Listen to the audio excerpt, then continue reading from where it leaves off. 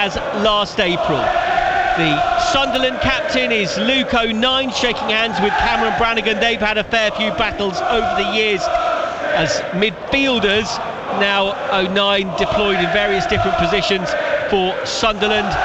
Oxford United players and those of Sunderland in a pre-match huddle before this game gets underway.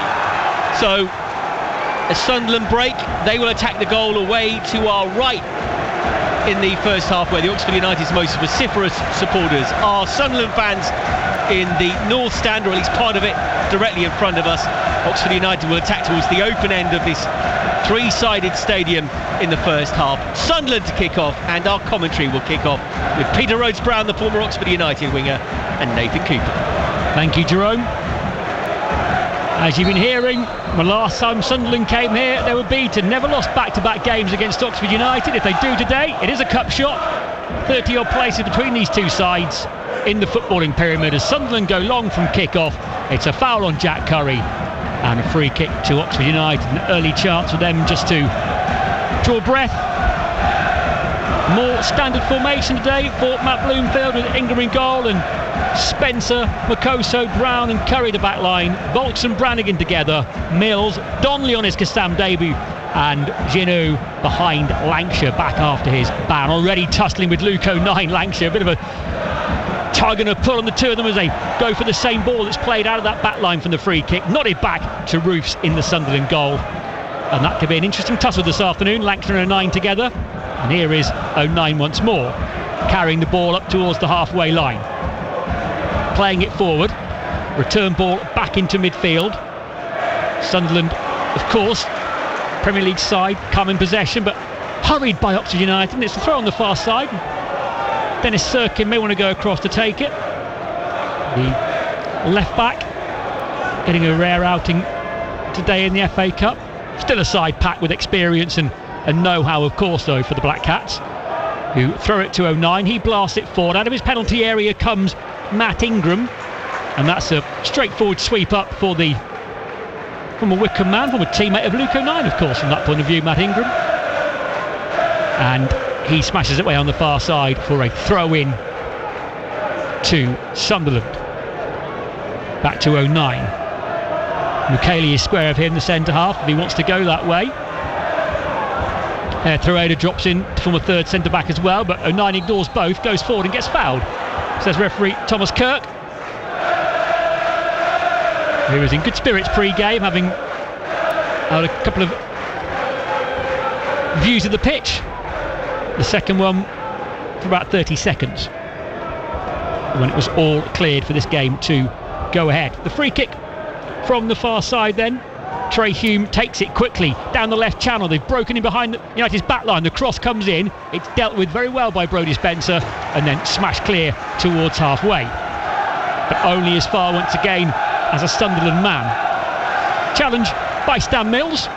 Draws a throw-in to the Premier League side. They go back to just inside their own half. O'Nien calling for the ball and receiving from Hume. And near side Mukaele. Back to Hume once more. They've just switched around a little bit since the last throw-in, Sunderland.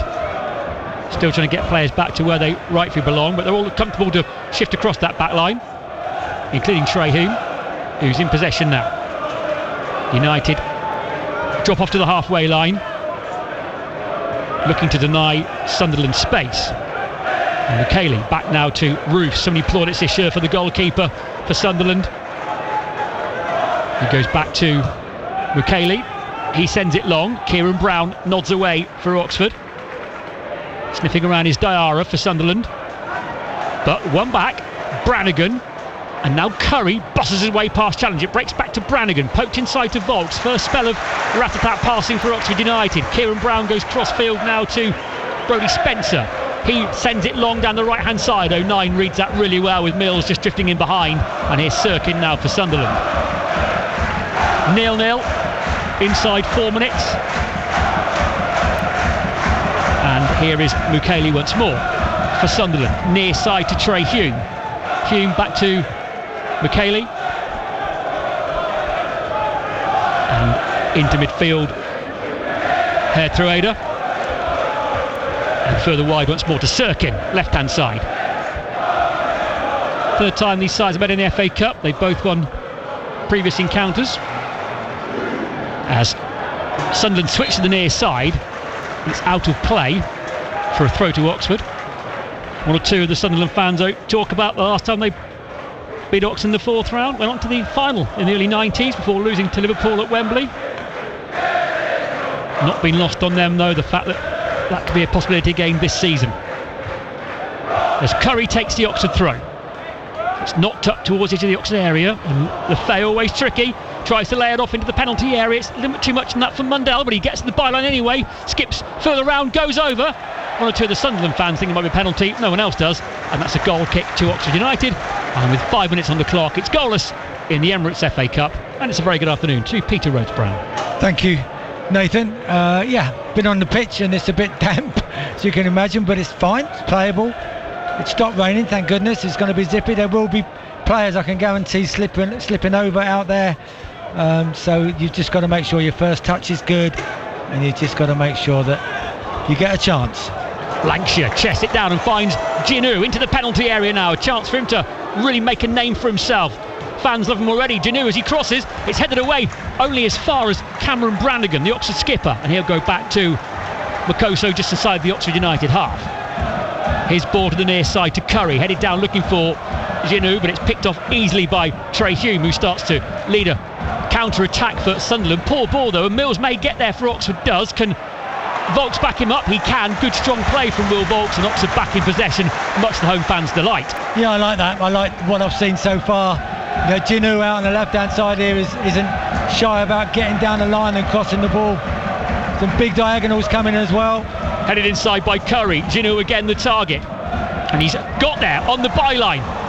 On his right foot now, twisting and turning, edge of the 6-yard box, back to Curry. Curry tries to cross, hits Tellerby and comes back to him, and now Brannigan plays the ball into Donnelly, tries to bust us on the edge of the penalty area and can't do so, and Mukalele says get out to his teammates. They want an outlet here, and he smashes it long. Makosa was there for Oxford, goes back to Ingram, and a bit of panic then from the Sunderland centre half just a second ago. Yeah, it's just starting to be could I say a bit of nerves from the Sunderland boys? I don't know, but it's only because we've started on the front foot, and Will Lancashire's done strong. He's got in behind 09 here into the penalty area. 9 reacts well to clear it up in the end, but Lancashire's bothered both centre halves so far. Oxford back in possession. Makosa with those quick feet we're becoming accustomed to seeing now, a bit of a turn, and Volks dropping into a centre half position. 0-0 on BBC Radio Oxford Sport. You'll know Oxford's home form pretty desperate right now. No one here since Boxing Day. A couple of defeats in the last 4 for Sunderland as well. No goals in their last 2 in the top flight, albeit they've been pretty tricky games. And here's Makosa. And Spencer back in the side for Oxford United today. Right back. If you missed the pre-match news, Hellick has an injury. Davis has been left out. That's the reasons for their omissions. Everything else is a change around, freshening things up. Piet Harris not in the squad either, purely due to the fact he needs a rest. Now here's Will Volks with a left foot cross-field looping pass for Stan Mills, who's back in the side. He heads it on for Brannigan, who tries to bustle his way forward. Busy stride, but he won't get there. It's a Sunderland throw. As I said, on the front foot, I don't mind a bit of that, and the crowd have responded to that. Better than last week, Nathan, I will say. Minute gone, 1-0 down. Yeah, better than Tuesday, granted. Exactly. So no, we're good. It's just we know Sunderland are decent. We know what they can do, but it's a one-off game, as we know. The old sayings of it's a bit of a one-off cup final, but here we go. But Sunderland are decent. Oxford try and close the door on the left-hand side with Volk snapping into a challenge. And again, he tries to get there, and this time it's Donnelly who goes in a little bit too aggressively for Thomas Kirk's liking. Free kick to Sunderland. I mean, gone are the days when a top flight club comes to a lower league side, or in this case any championship, and you rattle into a challenge every couple of minutes and really try and upset people. Those days somewhat over, Rosie. Yeah, for sure. You know, once they start letting people wear like mini shin pads and having no laces in your boots and pink boots. How am I doing? How old am I? Yeah. But the point's right, isn't it? The game has changed a lot since how it would have been for an FA Cup tie on a wet afternoon like this. But Oxford will try and play their football. Of course, they'll compete and be aggressive. They've got to defend a set piece here. Everyone on the line on the edge of the 18-yard box. It's whipped in right-footed. It's deep. Sirkin's up there. Jack Curry heads it. There'd been a foul before that, though. Lancashire spread-eagled on the playing surface. Free kick to Oxford United. I don't think the referee saw that. I think he gave it late, and I think it was either the referee's assistant or the fourth officials just got into his ear. Just got to be on it. Got to be careful. Set pieces in a lot of these Premier League clubs are decent, and they work very, very hard on them, and we have to work even harder to stop people from scoring. Oh, again a tug on the shirt of Will Lancashire, who got in goal side of 09, who had a massive handful of his shirt there, and the referee didn't see it, and if he did, he wasn't giving it. Yeah, I don't know. It's a couple of times when the ball's gone forward that Will Lancashire has done great and looked like he's got a half a chance of getting in behind. Again, whether he was the instigator on that, I didn't see the start of it. I certainly saw the end, and there was certainly enough shirt to just stop Lancashire getting an extra half yard. Ball forward by Mukaele, edge of the penalty area. It's going to bounce and to the edge of the box, again looking for a decision. Not going to get the visitors, and smashed away by Spencer. It drifts away. Diarra it was who took a tumble 18 yards out, throw far side to Sunderland. 10 gone, goalless. Just got to start off. I mean, I think Oxford have started off well 10 minutes into the game, and we're not pumped the ball too long, too early. We've competed in the right areas. Will Lancashire make it difficult for people, and we're looking to pass. You have to keep looking to pass and just continue playing the way what we're good at, Nathan. Isidore knocks the ball back into his own half, and then Sirkin's drifted forward into a central position, plays it into the penalty area. Makosa comes across and does well. His clearance not so good though. That's going to be picked off, and the 11th minute signals the minute's applause for Joey Beecham as Sunderland played the ball into the Oxford penalty area. United clear, and this was something you were talking about pre-game. Rosie on the pitch, Sunderland fans joining in the applause as well. It echoes around the ground along with the name of Joey Beecham. But the game does continue, and Sunderland down by the corner flag into the penalty area, and United clear up. Sometimes a game does come to a sort of natural almost halt in those situations, but Gino is on the way forward, and he's adjudged to have fouled Trey Hume, who had a lot of experience then. Hume just stepped across his man and made sure he took a tumble. Well, Hume, by the way, that was like a relay race, and Gino, by the way, gave him 5-10 yards, and he just caught up with him level. Bit of pace from the young man. Good size as well, isn't he? Gino, he's got a bit of presence to him. As Sunderland cross and edge of the 6-yard box, Ingram has to spread himself, and does he get the touch? The answer is no. Isidore it was who got the shot into the side netting, and he's one who we know does get goals, and that was the first sort of sighter for Sunderland's centre forward. Yeah, there's that little ball over the top of Jack Curry into that corner where there's a flat back four. Your centre half's got to cover across, and Kieran Brown did that. Thank goodness he got there, but a lot of the Sunderland supporters thought that, by the way, that was a goal because they saw the net, but it was a side netting outside. Brannigan for Oxford United, laid off to Jack Curry, the near side, the left. He's back after a little injury layoff, and he's been a big miss for Oxford, and he's going to win a throw in here for his side. Talked about Sunderland's FA Cup run in the early 90s, people like Anton Rogan, John Byrne, part of that side, also Oxford United connections on the bench today. Dodds down there, the Oxford assistant, a couple of spells in temporary charge at Sunderland. Neil Cutler is the goalkeeping coach for Sunderland, who played a few matches in some dark days of the Manor Ground for Oxford. As Lancashire tries to get in behind, it's headed back by Hume to Cutler's goalkeeping man, Robin Roos. And also we've got David Rush here today. We've got Rushy here as a guest of honour. Another one from both of those sides. There was a player who liked to get involved sometimes on the field of play in fun and frolics. Decent player as well. Mukaele to the near side, and Hume now, right hand side. Ginu goes to make a challenge, and Curry does the same. Good strength, it breaks to Brannigan. Brannigan's busy stride, laid off to Volks. Back with Curry, and back with Kieran Brown. He looked to go back to his goalkeeper and thought better of it. Volks does go back to Ingram. Just what I like from Ginu then, the ball bounces, a bad first touch from Hume. and straight away he was on it, brave to put his head in where it's going to hurt. And by the way, the big centre half has just come to try to head the ball and he's missed it completely. Got to keep an eye on that. He's got all his timing wrong. Michele, who played on the right side of the defence in the week against Liverpool and got forward a few times, he's gone into centre half again today. Hume in the right back role. Here is Michele. And Lefay out to the far side. Mundle trying to get to the byline. Good cross. It's gone all the way through to the near side. Hume's got forward. He crosses it back in. Volks heads it sort of up, and Giroud completes a header outside the penalty area. But again, the visitors pick up the ball. Hume again, right hand side. Gets it back again. Oxford back in a good shape.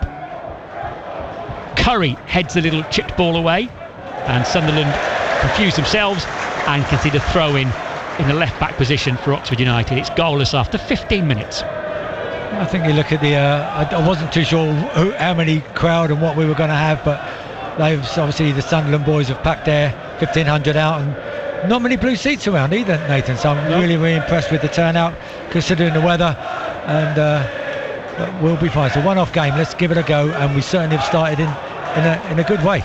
Hume plays it forward, and good play that by Makoso, who goes back to his goalkeeper. I think, of course, the Oxford defenders here with the back passes because Matt Ingram's a lefty as opposed to Cumming being a right-footed player, which is, he obviously wants it played that side for ease. As Brannigan goes into a challenge, the ball is in the middle of midfield. Lefay twists and turns and allowed to carry the ball half a dozen yards. Gets it back from Sirkin, and Sunderland reduced the game to walking pace. Then they play it forward, but again Makosa does well for Oxford, and Volks turns, looks up, sees Mills, doesn't play the pass first time, carries it, goes a flat ball to Brannigan, and there's space for Giroud near side, and here he is, one-on-one just for a second, but Sunderland funneled back to get players around. He goes inside to Brannigan, further outside is Curry, one touch and a delivery, a curling ball which dips in front of Roofs, he drops to his knees and gathers for Sunderland, 0-0. Yeah, good movement from both of the players down the left hand side.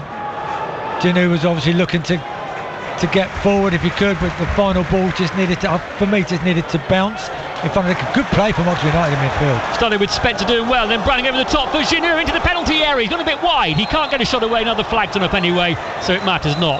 But the first moment of that, great defending, chest control and pass from Spencer, and Oxford built from there, and Giroud puts his thumb up because, alright, he was off, but there's obviously an outlet there. Probably just a foot, maybe a foot and a half if that, but very tight, but it's got pace, he wants to get in behind. If you've got players that are getting the ball like Cameron Brannigan in midfield, it's going to be able to dink that ball across and over to him. Good movement. And best I can say about Giroud so far, in a short space of time, and a lot can change, he's not looking out of place like he's lost, is he? Because sometimes players can take a while to find their sea legs, for want of a better expression, or look a little bit like it's all passing them by and then they don't get involved. But he's challenged, he's tried to run at people. As I say, long way to go yet, but encouraging signs early on for him, Rosie. Yeah, I just like what I see, and he's just fearless, you know, like confident in what he does. We might have to go long. We played it back a few times, back to Matt Ingram. He plays up the top, and again Lancashire's got goal side. Sirkin's going back with him, into the area goes Lancashire. He's trying to cross to find Giroud, breaks back to Lancashire. He goes back to Mills, laid inside for Jamie Donnelly, on his left foot, shot and repelled by Roofs as far as Brannigan 18 yards out. He can't control it, and now Mundell can try and get a charge, and Spencer's defending him, but he's not got there. It's a good foot race between those two, and the wingers win it for Sunderland. He's still going into the penalty area, gets his shot away and drags it well across the face of goal, but action going from one end to other. That's a proper FA Cup tie now. Wow, we talk about end to end and everything else, but I'll tell you what, Will Lancshire's had a great start to the game. You know, you're looking at winning the ball over the top and chasing lost causes, and Jamie Donnelly sort of creeping up as well and just trying to get a shot on target, which he did. Keepers just parried it out. Don't mind that at all. It's a good start, and yeah, you're right, it is end to end. Only 2 wins in the last 11 on this, or home games anyway, in Oxfordshire, I'd say, for Oxford against Sunderland. One of those was a League Cup penalty shootout win that Luke O'Nien scored for Sunderland in. And of course this could go to penalties this afternoon. I mean, long way to go for that, but it could do. Settled on the day. Placed in the 5th round, awaiting the winners. 20 gone, it's 0-0. And this is BBC Radio Oxford Sport. It plays with your footballing body clock. Sunday afternoon kick-off, 2 o'clock at that. Tomorrow will feel like Sunday and the whole week will be out of kilter. That's why we love football. Donnelly, Spencer, Volks, a little triangle, and then round the corner, nice ball to Mills, who just runs into bother. It's picked off, and Lefay trying to get forward and plays it inside. Now the ball out to the far side is poor, not for the first of the day. Sunderland misjudge a pass, play it too far in front or too far behind a player, and concede a throw into Oxford. Yeah, it was like Millsy, by the way, just got it all wrong, and it was such a shame because that little timed pass from Volksy was quality. Someone's got a bang on the head. Now that's fine. Donnelly's done well, you know. Donnelly's settled in. He's won that free kick out there. Just like us, like the boys in midfield, settled in together. As you get a round of applause because subs are warming up down in front of us. Jamie Donnelly lasted less than 20 minutes on his Oxford debut at MK Dons in the last round. 17 minutes before he was replaced by Miles Pert-Harris. He's done okay since for Oxford United, including in that penalty shootout. Ginu, by the way, just done a 360 and great little spin, great touch from Millsy. Yeah, Brannigan's ball, but Mills can't beat Sirkin. It breaks towards halfway. Sliding challenge by Spencer is perfect, and he gets back to his feet and lays it off, and that's great from Oxford United's right back. Yeah, done really well. Volks now carrying the ball. Lancashire central, just straight offside. Ginu drops a bit deeper and centrally, and now starts drift to the left, and a left-footed cross in over the head of Lancashire. Can Mills sprint to keep it alive? He can, down by the corner flag in front of the Sunderland fans. Goes around his man easily, beats Sirkin. There's the ball across the face of goal, and it's cut out and behind for an Oxford corner because Lancashire then was spying a tap-in. Wow, cheeky little nutmegs for Millsy. There's nowhere to go, and the only thing he could do was a little cheeky nutmegs. And to be honest, maybe could have clipped, I don't know, but he's trying to drill it across, and in the end, good defender from Sunderland. But it's great, everybody in the stadium, car park's nice and quiet. Let's make sure that we whip this in, and let's make sure that we get somebody attacking and zone defending from Sunderland. Jamie Donnelly will take this, and he'll go short to Brannigan. Back to Donnelly, opens the angle up, left foot ball in, and the keeper calls it well. Roofs, Sirkin ducks under it, and the Sunderland keeper has possession. Yeah, little set piece different. Obviously you want to mix it up because some people know what we do, you know, so therefore you have to mix it up. Not a bad effort, just that final ball too close to the keeper. Here's Hume near side for Sunderland. Back it goes to Hume, of course. An Oxford right back could have been Sam Long today. Be disappointed not to play. His family big Sunderland fans, aren't they, the Bicester boy? Hooked at half time in the midweek defeat to Norwich on the bench this afternoon, Sam Long. As Matt Bloomfield made a lot of changes going into this game. 0-0 as we approach the half point of the first half. Sunderland just gaining ground on the left-hand side. Oxford again in good shape, you'd think, defensively. Back four and then packing players in front of that. And again, Sunderland happy to go slow and then suddenly try and find that defence-splitting pass. Near side now is Telby, very highly rated player for them. They want to see more as this Sunderland career gets underway. Good defending from Oxford. I know they're keeping it probably about 10 or 15 yards into our half. But look how we've played, and we're just looking to nick that ball back at some stage as we've done. Yeah, Makosa does that and gets fouled. And that was dead as you were calling it. Oxford were very, very resolute, waiting, and a long ball over the top from the free kick. Mills trying to get in goal side, into the penalty area, forced away. Shot coming in from Lancashire, deflects away. Ginu can try and keep it alive near side. Left edge of the penalty area. He's got Curry in support. Here is Jack Curry. Curry trying to get down towards the touchline, crosses, awkward clearance, and it should land at the feet of Kieran Brown midway through the first half. 0-0, Jerome Sale. Oxford United so much better than they were here on Tuesday night. It couldn't have got any worse, but it has got significantly better. They are still looking for their first home goal of 2026, and they are threatening one here just at the moment against their Premier League opponents, although Will Vaux has been dispossessed right on the halfway line. Brannigan's determination to win it back, just a little bit too determined for the referee's liking, and Isidore is on the deck. Free kick given to Sunderland, who took the took the set piece a little bit too quickly for the referee's liking. He said the ball was rolling. They'll have to come back. Yeah, and it's. I think Will's realised what he knew anyway. You've got to move the ball quicker. You're playing against a Prem side, and they're decent, and we have to move the ball quicker in the Championship as well. But it's the first time he's been caught. No problem. 24 on the clock, 0-0. It's a sticky pitch, but it's incredibly good in the circumstances. Considering. Yeah, but it probably stopped him moving the ball too quickly. Taibi now for Sunderland. Gertrude now tees up his shot. It's as wide as it is high. It's behind and it's a goal kick. KLM, Roem, that one, I think. It's a few people ducking and diving over there. But that wasn't great. But if we can, frustrate them, I think it is. If we can frustrate them and just get that belief that Oxford United are a decent side in the Championship. And at the moment, we're holding our own, more than.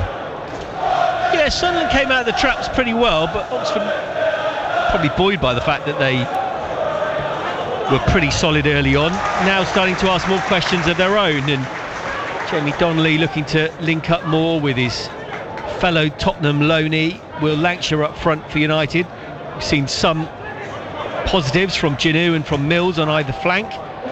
Sunderland though just weathered a bit of a storm, and they won another free kick on the halfway line, and Isidore's over again, and this time Kieran Brown is penalised. I think Kieran knows that Isidore's going to just, when the ball's coming into his feet, he's just going to stand still, and once you just lay into the back of him or just touch him, you don't have no chance of winning that ball. He's just got to stand off him a little bit.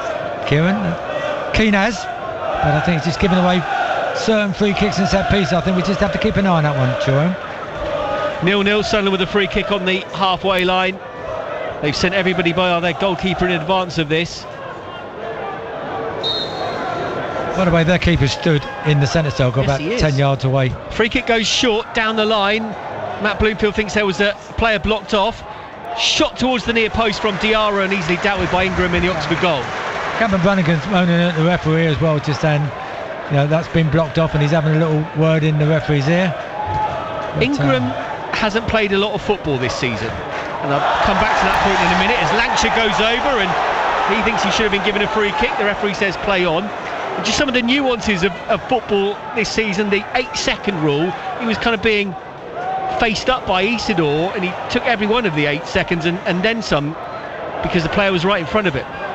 Donnelly trying to get back and tackle for Oxford, and a very similar challenge to the one at the other end is the point Oxford are being making as the referee gives another free kick against Oxford. Donnelly and Cameron Brannigan called to the referee because the referee is sick of Brannigan's protestations at decisions. Cameron's saying what everyone else is saying. It's an identical challenge situation that Will Lancashire's got dragged down. He didn't give that at this end, and he's done exactly the same with that, but he's given it left of centre, 10 yards out of the penalty area. This is dangerous. This is dangerous. Sunderland supporters singing the name of Regis Lebris, the boss that's got them into the top flight. But you're a top flight manager these days. Any poor run of form can put you under a little bit of pressure, and there is some talk that he's going to need to keep the ambition high, otherwise he'll come under pressure. A couple of bad results for Sunderland. Lose here, and then maybe questions start to be asked. The technical director is gone, who brought him in, and that can amp things up a little bit. Sunderland full of ambition. They think they can win the cup this season. They've got to win this game and 3 more to get there. Here is a free kick in a really central position that Oxford do not think should have been awarded, but it has been. Every Oxford outfield player, is on the 18-yard line to defend it. The right-footed shot is horribly over the bar by Lefay. It is going to be a goal kick to Oxford United. 0-0 after 29 minutes. There's a bit of a conflab going on before that free kick was taken, before the Sunderland players got together having a chat, who fancies it, and the right back he walked off, and he went, I don't think he was happy that he wasn't on it. He'll be on the next one though, won't he, I think.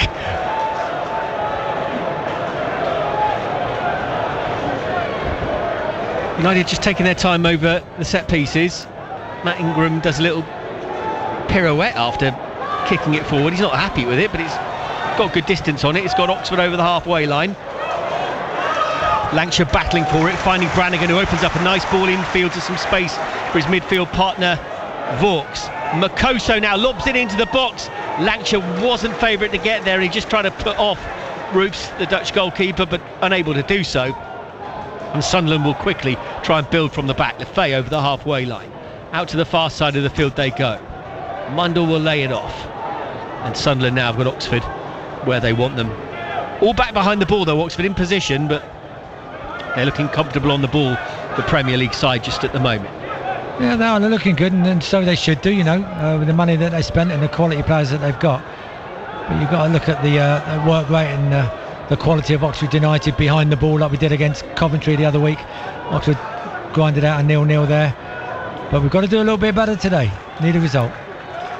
Into the edge of the penalty area, Oxford's penalty area it goes. Sirkin trying to cause some consternation. And the referee has given a penalty against Makoso. Wow. I thought that was outside, but it obviously wasn't. Look from a different angle, right on the edge. Going away from goal, right by the one, not near the corner flag, but obviously in the penalty area. And he's given a pen. Did he need to make a challenge? We obviously saw the ball, and he's done that well so far, There's not much of a penalty shout there. I've seen a replay of it. There's not a lot in that at all. And Oxford, who have gone best part of 2 years without giving a spot kick, will think, how on earth can that go against us when we never get one? Makoso's won the ball. Has he? Let's have a look again. Not sure. He's gone, to be fair, he's gone round the player, and if he's got any of the ball, maybe he's got the player first. So perhaps one angle has been kind on Makoso there, but it is a tough call against Oxford. And now they face this penalty kick 31 minutes into the game. Ingram, who was a penalty hero in the shootout against MK Dons, has to try and deal with this, but he can't. It's just rolled into the back of the net by Diarra, and the Premier League side handed a 1-goal lead from the spot.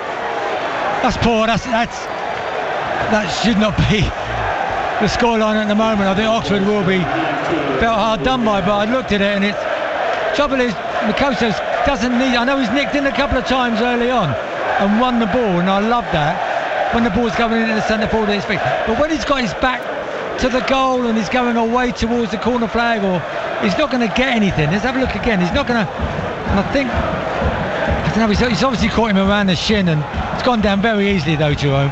Yeah, I mean, letter of the law, maybe, but soft, absolutely. And I think the point you're making, Rosie, is valid. Does he need to actually make the challenge there at all? And Chris Makoso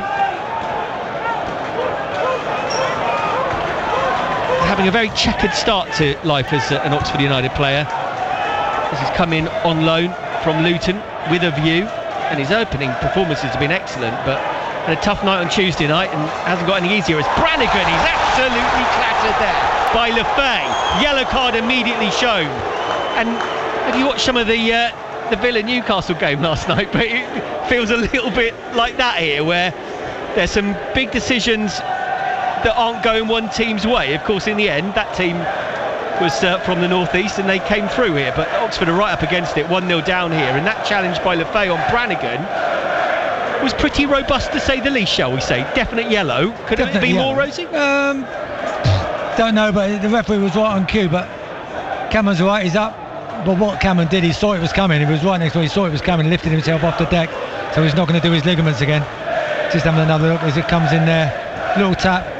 Oh, it's his standing foot. That's the thing. Yeah. That's an ankle breaker. Lefay was on the ground though. There weren't feet in the air, so I think that's probably saved him.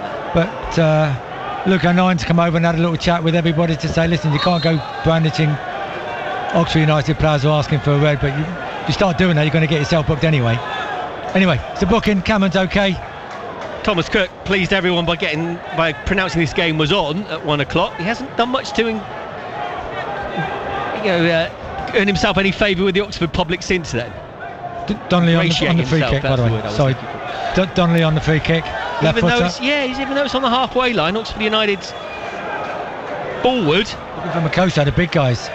Is the deepest player as he takes this free kick. Left-footed, goes beyond Makoso and beyond Mills, and will trickle harmlessly out of play for a goal kick. So 1-0 to the visitors, but very different feel to it than Tuesday night when they were a goal down against Norwich. Yeah, for sure. You know, you look at it and you see how we started Tuesday. You know, you go one down after a minute, and then we struggle, and then all of a sudden we didn't even come out of the traps. You didn't even get into third gear on Tuesday night, where today they are taking an age over this goal kick, by the way. They got it wrong. Sunderland has apologised. So Roofs sends it forward. Oxford will get it clear with Brannigan. Lancashire's going to battle for it, and Lancashire gets it down. 3 or 4 touches and then out of his feet nicely to Jack Curry on the halfway line, left side. Ginu is caught there on the near side of the field, and it's going to be another free kick, and it's going to be another booking, this time to Trey Hume. And that will just tell you that Oxford United are given an examination here to Sunderland, who lead 1-0 from a, I would say, disputed, if not hotly disputed penalty. I think more of a frustration that Oxford gave it away, because Sunderland player wasn't going anywhere, was he? No, he wasn't. Free kick right by the touchline on the left wing position. In swinger this time from Cameron Brannigan. Brannigan, right-footed, trying to find a player at the back of the penalty area, but doesn't actually get it that far. And Isidore with a powerful headed clearance, one touch, and it's back with the Oxford keeper Ingram, who's got good distance on it. Kieran Brown has stayed forward after that initial free kick. It could bounce in his direction. He's battling for it right on the edge of the box. Half-hearted appeals for handball. Sunderland calmly play their way out of trouble now with Sirkin on the far side of the field. Now it goes to Mundell, who drags the ball inside Stan Mills and then sweeps the ball expertly out to the near side of the field. But one bounce, it hits Tavy's head and goes out of play for an Oxford throw. Sunderland leading 1-0. They would be delighted to be one up, by the way, and their supporters as well. I'm sure their supporters are like thinking, well, Oxford, how are Oxford where they are in the league, you know, those sort of things. However, maybe because we're 1-0 down and we've been playing all right, you know. Will Lancashire just asking for that free kick on the right by the dugouts. He's asked for it a lot today and he's not got it at all, has he? But he's started well. He's been holding the ball up and he's given the centre halves a bit of a game already. Oxford won't be too unhappy with their performance. They will be disappointed and frustrated to be trailing. But Sunderland come again near side of the field with the man who converted the penalty, Diarra. Oxford clear the ball out of the box once more to the near side of the field. Tybee in field, and now United are in big trouble. Near post, he's dragged back. Excellent play from Brodie Spencer to intercept a ball that was teed up so beautifully. And the Oxford player read it better than any of the Sunderland players that were trying to get on the end of that ball in from the near side of the field from Lefay. Good defending in the end though, reading the game. It's a couple of decent little clever passes in the penalty area from Sunderland. They lead 1-0, Oxford are still in the game. The Oxford fans making the noise, but their team trailing by a goal to nil. 0-9 for the Black Cats, back into the centre circle. Cayley to Hume, gets it back. Lancashire's putting pressure on. United's bench, by the way. First choice goalkeeper Jeremy Cumming is there. Sam Long, as Nathan was telling you, the Sunderland fan. Konak, Plaheta, Harris, Emaku, Romani, Ruskin and McDonald. As the flag goes up for offside over on the far side of the field, Oxford United will get a free kick midway inside their own half.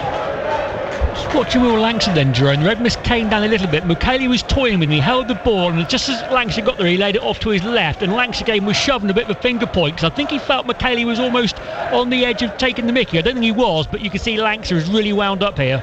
Yeah, there's a couple of times where Mukele's kind of just wafted his foot over the ball and invited Lancashire to go to him. Just keep an eye on that one. Bit of showboating going on. Yeah, and that could, in the end though, just wind it up the opponent, which might be the absolute target of it. Free kick, and a couple, now Vauxhall is losing his rag, and he's had a right old go at the assistant referee. The Sunderland supporters are making that point. The ref and the assistant ref keep their counsel, keep their cards, and it's going to be a free kick to Sunderland. Vauxhall, character now, he absolutely loves winding people up. He's got booked. No, he has been. Is that booking because he's had a go at the linesman or because he's winding the crowd up? Hope he scores. He's got to take a long phone a minute over there.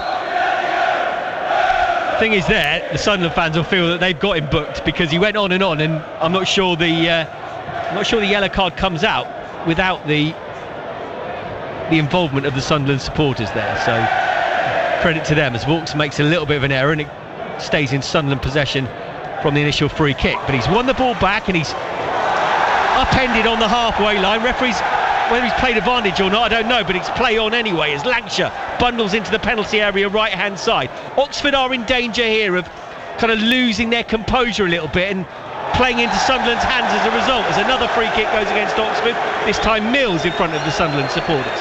Yeah, I see what you're saying, and everyone's like desperate to get the ball back, etc.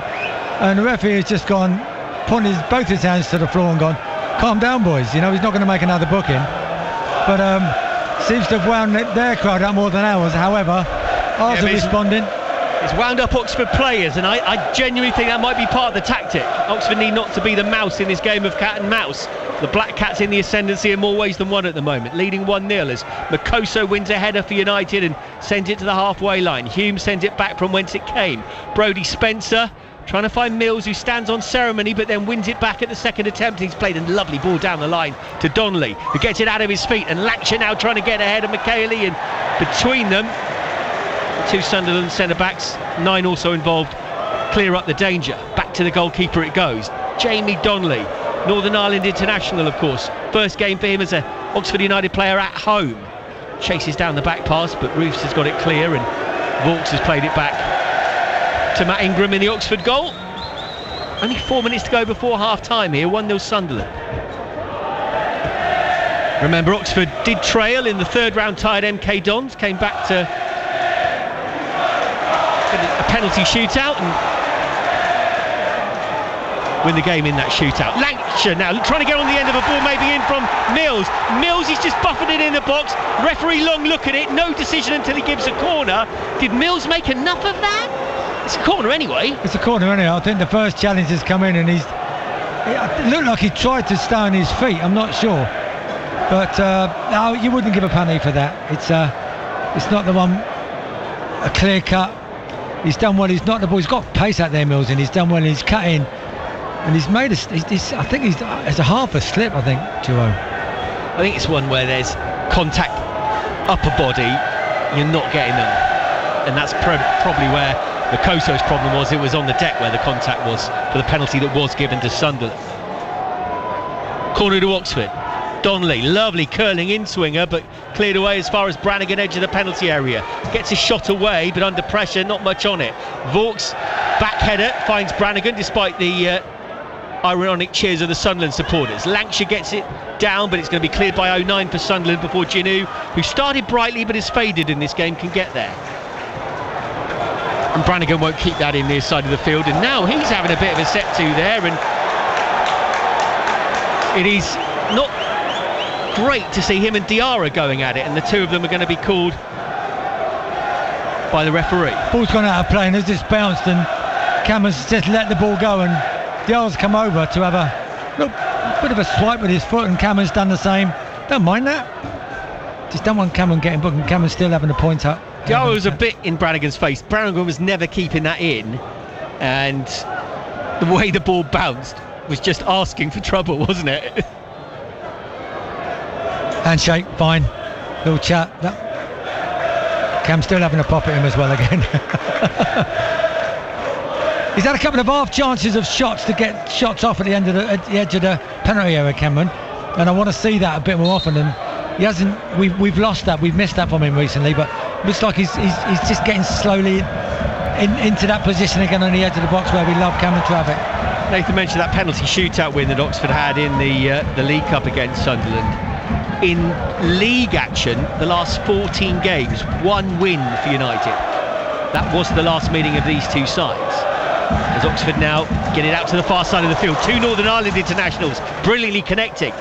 Kieran Brown finding Brodie Spencer, whose cross is blocked, and it's gone for a throw. It's gone for a long throw. Here he comes. Here comes Cue the Booze. He's going to be I'll be smiling all day. He's smiling. Please don't give a foul throw, Balsy. When he was getting stick from Sheffield United supporters last season here in these circumstances, he took a long throw and they scored off it. So he'll be looking to do the same here. Lots of loop on the throw. It's headed by Makoso just wide. Oh, that was almost the moment that Will Vauxhall was looking for, and it was almost redemption for Makoso. Oh, he's got to score. It's gone over 3 or 4 people's heads. He's got to score, Makoso, honestly.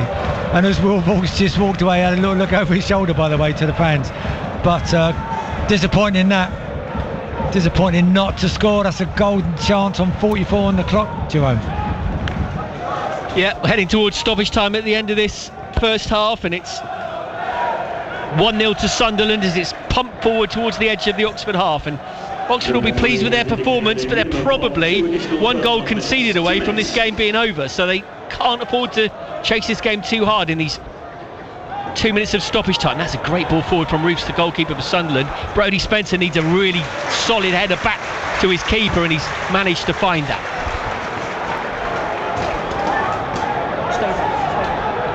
Forward it goes from Ingram. Lovely chest control from Lancashire. Brannigan trying to get onto a ball with Donnelly, and Brannigan exchanges passes again. Excellent defensive work there for Sunderland by Lefebvre, but Oxford win it back with Spencer. Mills now in a foot race down the right hand side, beats one, draws the challenge from another, and in the last minute of the first half, the last minute of the stoppage time, we're going to see another long throw opportunity for Will Vauxhall. Well, we should have scored off the last one, so for now, on the ascendancy in the last minute of the first half, certainly put a good shift in. One of the Sunderland boys has gone down injured. No physio needed. Jinx. Lefebvre winded maybe a little bit there, or his arm was banged. So Vauxhall winds up for a long throw. The Sunderland fans trying to wind him up. Another loopy throw in that's dealt with by Sunderland, cleared away nicely, and it's volleyed back forward by Jack Curry for United. Spencer rises, can't connect, but not with any meaningful measure. Brannigan and Ginu. Brannigan tries a shot that deflects up into the path of a couple of his teammates. It won't settle for them. Mills runs into trouble. Brodie Spencer and Makoso slide into challenges. Makoso, nice little bit of footwork to get away from a couple of challenges, and he keeps on going towards the right hand side. Forgets the ball momentarily, and he may be able to win it back. He's lost it, won it, lost it, won it. Free kick given to Sunderland over on the far side of the field. So the final seconds then of this first 45 minutes, and Oxford United 0, Sunderland 1 the score. The officials will get a fair bit of stick from the Oxford United supporters. A couple of marginal calls. I don't think these are kind of decisions that have gone like big, terrible, shocking decisions that have gone against Oxford United, but they are marginal calls that cumulatively have gone against Oxford, that have wound up some of the players in particular and the supporters too. One of them, the penalty that separates these two sides, as the boos ring round the ground, not for the team as they were on Tuesday night, but for the officials. Oxford United 0, Sunderland 1. A penalty converted for Sunderland by Diarra, separating the two sides. Nick Harris. The boos, without a doubt, Jerome, are for the referee, not for the team, because this is so much better by Oxford United. It really has cheered everybody up. Unlucky to be behind. The referee, Thomas Kirk, he may have put the game on with the inspections, but he's had a really poor first half. The penalty, we've seen the replays, 50-50, you see them given, so that's fair enough. But a lot of the other marginal decisions, just a minute ago, Makoso was breaking forward, his shirt being pulled. Everybody in the ground can see his shirt's being pulled. The ball is played wide. Makoso goes across, fouls the Sunderland man, a free kick. And I've got to say, Makoso, unlucky to give away the penalty. Was he though, Nick? Did he need to make that challenge? No, I don't think he did actually, Jerome. He gave the referee the opportunity, didn't he, to give a penalty, and that's right. It's a real shame because he's had a great game at centre half. I don't know what happened Tuesday night with the change rounds and the formations and everything else. Makoso has had a super game at centre half. Kieran Brown's at centre half, not a left back, and the two full backs today, Spencer and Curtis, have done really, really well. Such a good start by United on the heavy pitch, snappy tackles, completely different feeling to a Tuesday night. Ginu John, I thought, started very, very brightly down the left, but has faded now, which I suppose is fair enough. Lancashire lively, what a good battle he's having up front. Again, I think he's been a bit unlucky with some of the decisions that haven't been given his way, and the ball down ran to Donnelly after, but again, good work by Lancashire, and his shot was blocked by the goalkeeper. But the vital moment, as you say, came in the 30th minute. The ball played down in the channel to the right of United penalty area, to the left of Sunderland. I don't know if he had to sort of come round the player to get the ball, didn't he? And the referee, I suppose it's no great surprise, pointed to the spot, and that was that. But United really have done well. We've seen two bookings for Sunderland. They have been rattled by United, and Makoso, best chance of the game, right on the stroke half-time. Vauxhall, I think, has done really well in midfield, but he's got the Sunderland crowd against him. He's got the referee against him a little bit as well, booking long throw, and Makoso headed just inches wide. But Jerome, this is so much better, and we wanted that beacon of light. We wanted a little bit of hope. We've had it in this 35 minutes. All we need now to make it even better is a goal at home. I wonder, do you know what, the way the game is going is a penalty? And I know I deride people who say you're asking too much. Yeah, fair enough. Half-time here, Oxford United 0, Sunderland 1. Your team, always live with our team. Bedlam at the Kassam Stadium, and Oxford United dance with delight. Bringing Oxford United fans together. History to be made. Such a joyous season for Oxford United. BBC Radio Oxford Sport, the official broadcast partner of Oxford United. So it's FA Cup 4th round weekend. Birmingham City 1, Leeds United 1, a full-time score. The Premier League side winning 4-2 on penalties at St Andrews. Late in the game at Blundell Park, Grimsby 0, Wolves 1. Half-time, Stoke 1, Fulham 0. That's Championship leading Premier League. It's the other way round here at the Kasdad at half-time.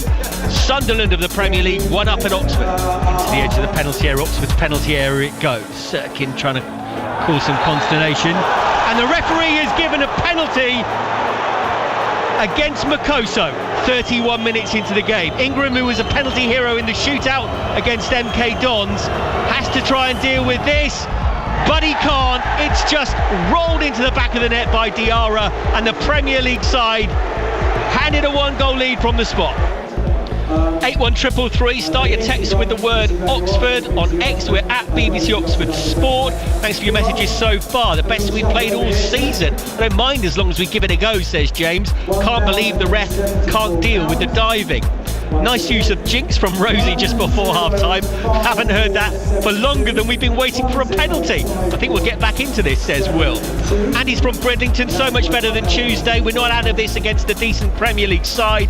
Good battling half, says To the Man Aboard. No shame at all. Silly soft penalty. Lots to play for in the second half, so let's go for it. At BBC Oxford Sport is the way to get involved on X. Decent performance and unlucky with the penalty. A big team talk, and we'll go again, say Thompson and Terry. How's that a penalty, says Finn. Another big ref syndrome, another week. The amount of times Lancashire's been fouled is laughable. It's 12 against 11. Sat in the Oxford Mail stand behind the goal, Makoso got the ball, is the opinion of Graham.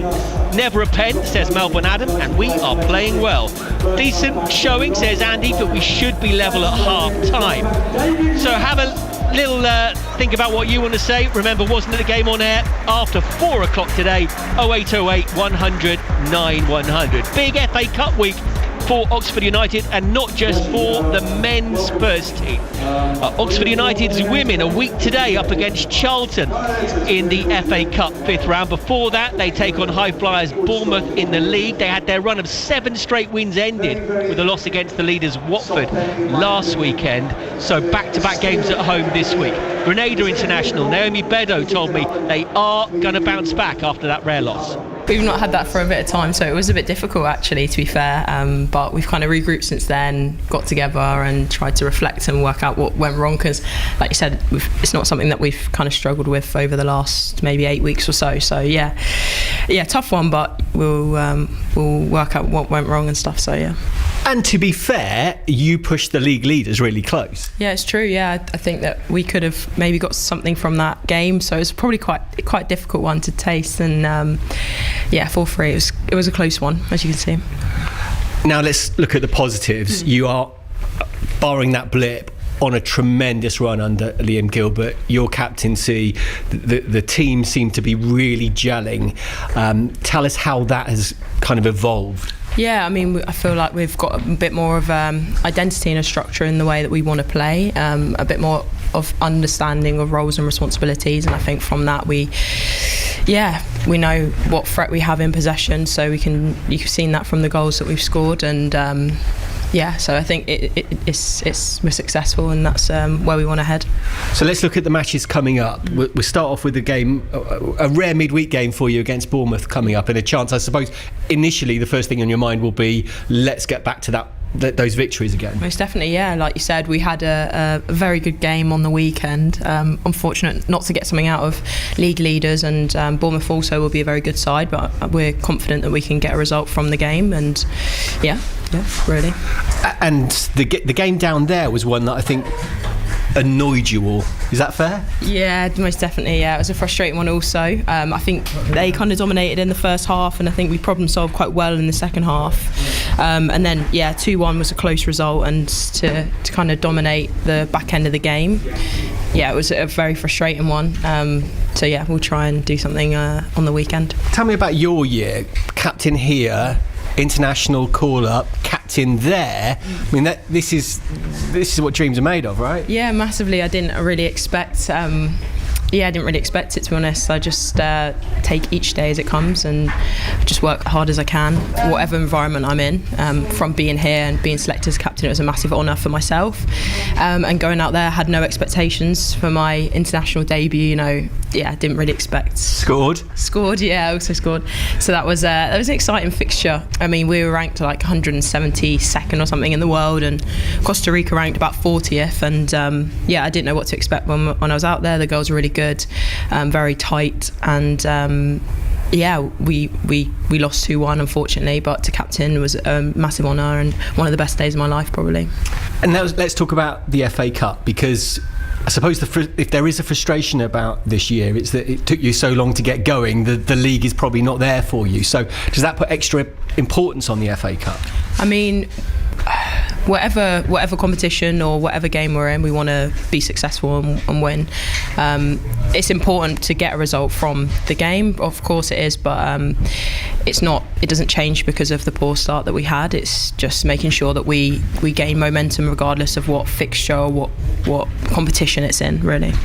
So Charlton, on the face of it, looks a daunting prospect. I mean, their unbeaten run goes on past most people's recent memory. Yeah. I mean, they've done really well, and they're a very successful WSL 2 club and wanting to get promoted, I'm sure. So it will be not necessarily daunting. It will be a challenging game, of course, and offer different challenges that we may not have faced over the last 8 weeks. Maybe having less possession of the ball and thinking how to problem solve in different ways and stuff like that. But it's an exciting one. So we all play football for these kind of games, so that's what we're looking forward to. And do you relish it as well, pitting your wits against a team that's clearly in form, providing maybe a different challenge to the league games, and seeing where you are against them? Yeah, definitely. Like, this is where the club wants to be. We want to be ultimately a WSL 2 side and be promoted and compete with the best. So it's a good test to see where we're at and to compete with the best. And like I said, that's kind of games that we want to be part of and where we want to be challenging. So yeah. And would you rule out a giant killing? No, definitely not. I mean, you wouldn't be playing if we We didn't think we could get a result and do something on them. So yeah, really excited for the fixture and looking forward to it.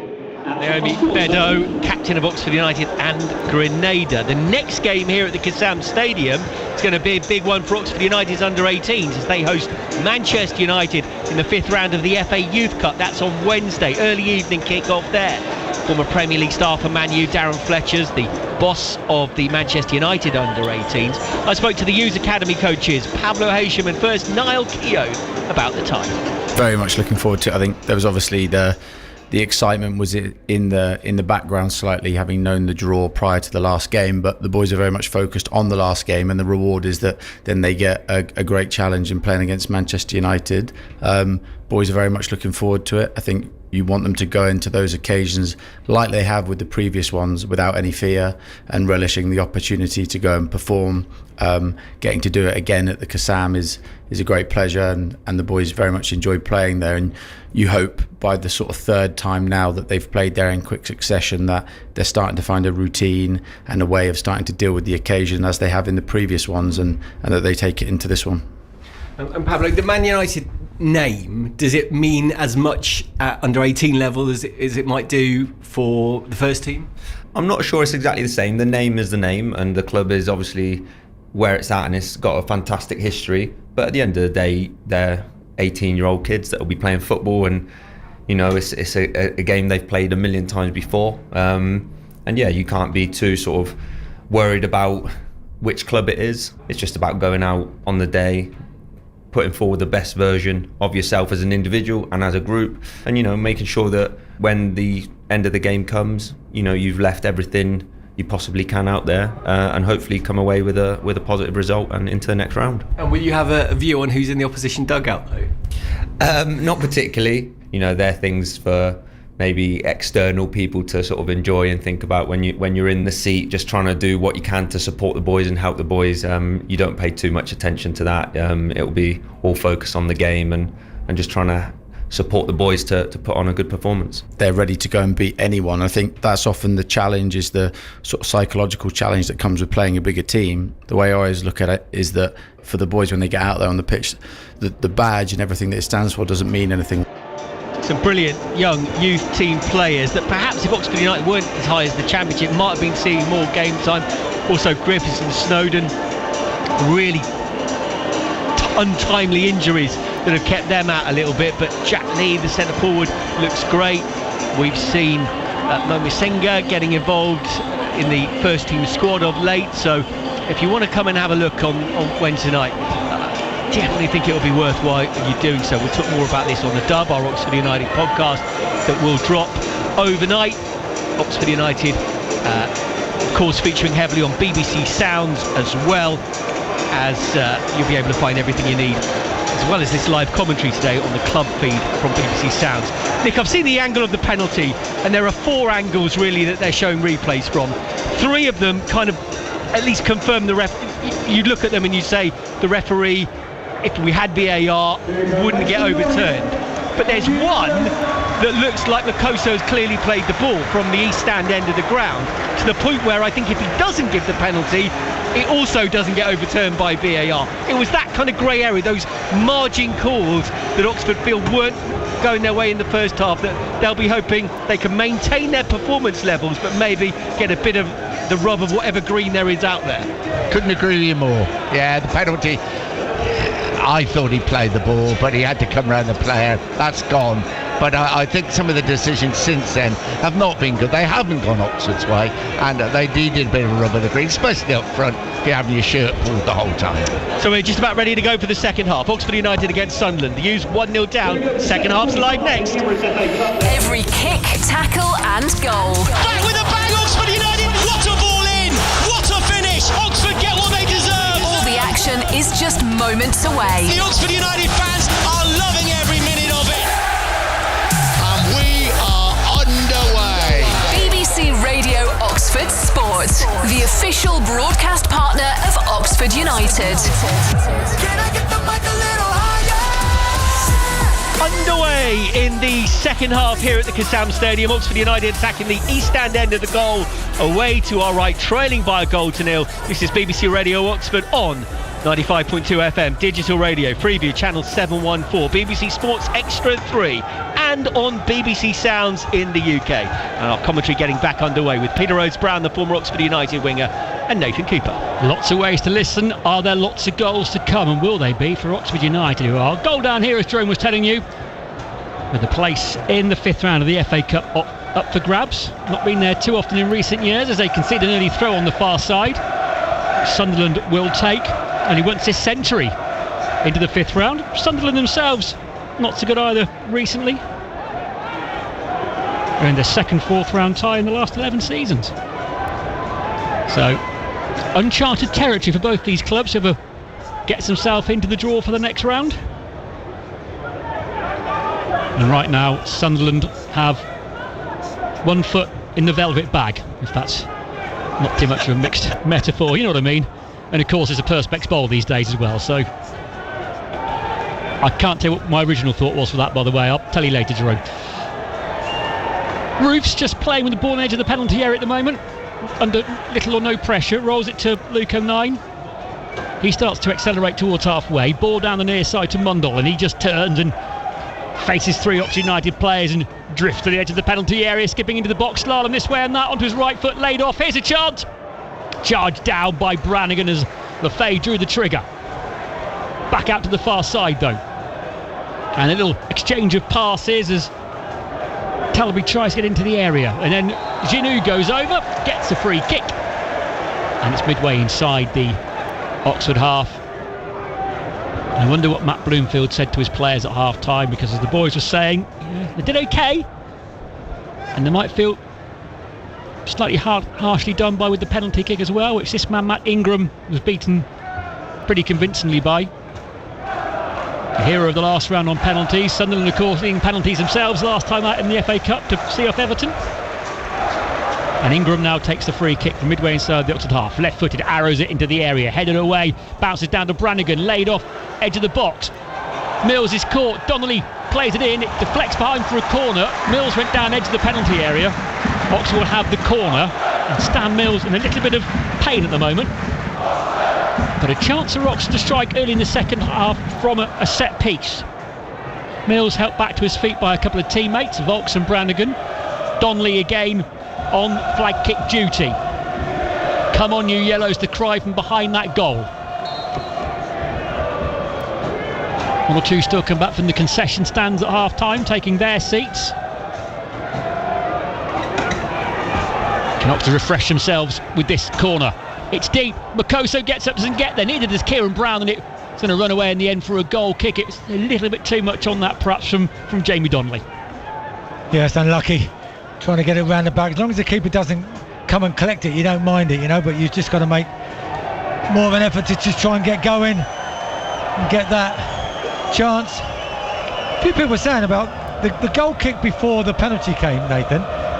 The keeper's passed the ball to the centre half, and then he's put his hand on it. He's passed it back to the goalkeeper, and he's put his hand on it. So, like, that should be in play, and referees never give that as a handball, do they? Whether the referee would retake it and no one spotted it, I'm not so sure, but good knowledge, Rosie, good info. As Isidore comes forward, but Volks is there for Oxford. Off the ball, Makoso's just been caught and gone over, and the referee's seen that. Isidore protests his innocence, but I wonder what, if anything, there was in that. Brannigan's involved, obviously, pointing a finger. Referee's gone to his pocket and dished out a yellow card to the Sunderland striker, who can't believe it. Well, it's something off the ball, and he's obviously stood on his ankle or kicked him, but surely is that not foul? Yeah, he's okay. Makoso's okay, but Makoso does like to get his arm around you and try and nip the ball. Jerome. Yeah, just had a look at a replay on it. So the two have been going at it for about 30 seconds, and in the end Isidore did that kind of just let him know he's there with a little lean in, and the Oxford United man made a lot of it. So got the man booked by the sound of it, and we play on. Ball forward from Cumming, headed away from Sirkin, who was involved in that penalty in the first half, which was dispatched by Diarra and gives Sunderland the lead. But this is a chance of Volks on the long throw if he wants it. Donnelly came short. Volks said go away in the nicest possible way as he walks back onto the pitch covers and then throws it to the near post, and nodded away with Brannigan lurking in behind. Brown was beaten, but Mills may be able to keep it alive. He's left a foot in, it's a free kick. Yeah, they happen. Try to just get in the challenge, Mills, and Sunderland man going over it. Free kick, no complaints. To be fair to Sunderland, I'd try to stand his feet, isn't he, to come out with the ball. But as soon as you get touched or anywhere near there, you should be going down for that free kick. But good long throw. Vaughts has got some distance on his throws today.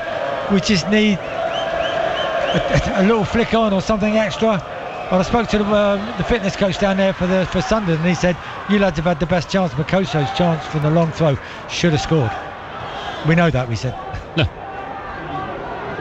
Hume, Telby, both on the right side. And Diarra back to McKaylee. And the centre half gets it back again here. Oxford back in a good shape. Curry does well to allow the ball to run to Brannigan. Brannigan carrying it inside to Volks. Volks, a little turn away from potential challenge, not once but twice. Finds Curry far side. Back to Volks, midway inside the Oxford half. Offset to the left. And a roll pass to Makoso. And the big centre half finds Spencer down the right. He chips it further forward. Pretty aimless ball. Easy headed away by 09. And then a tussle for Jamie Donnelly in midfield with Lefay. Lefay wins out. Mills then comes on the challenge. Lefay stays down, rolling around. Mills says, I'm not having that. Puts his hands on his face. Free kick has gone to Sunderland just by the near touchline. Millsy, by the way, was going to make that challenge no matter what, because Lefay's done the old step over. A bit of showboating going on, and straight away he was going to go and rattle him anyway, no matter what. But he's didn't get booked for it, Millsy. Isaac Searle down there, the fourth official, having to deal with coaching staff from both sides in his ear now. Chris Hackett down there for Oxford. Is it Neil McDonald down there for Sunderland as well? Long ball forward from the free kick, headed away by Spencer. Lashed away by Volks, up towards the halfway line. Headed away by 09. Ball bouncing in midfield, and Cameron Brannigan is able to deal with it for Oxford United. Back to Kieran Brown. And Brown with a square pass to Makoso. Volks a little tickle back to Ingram, which at first looked like it might be a little bit short, but it was okay. And we continue with Kieran Brown, long ball forward. Lancashire gets it the second attempt, bustles into a challenge on Mukele, who smashes it clear for an Oxford United throw. Peter Rose-Brown. Yeah, I want to see Ginu on the left-hand side like he was in the first half. As the crowd wake up, hear the noise from the Oxford United crowd is incredible once we get going. And then you've got Ginu that's been very quiet in the second half. And again, it's another long throw coming from the left wing this time. Little flick on, somebody getting in on the back of it. Here it comes. Into the penalty area. Kieran Brown can't get there, but he can do enough to divert the ball away off of the Sunderland man for a corner to Oxford United.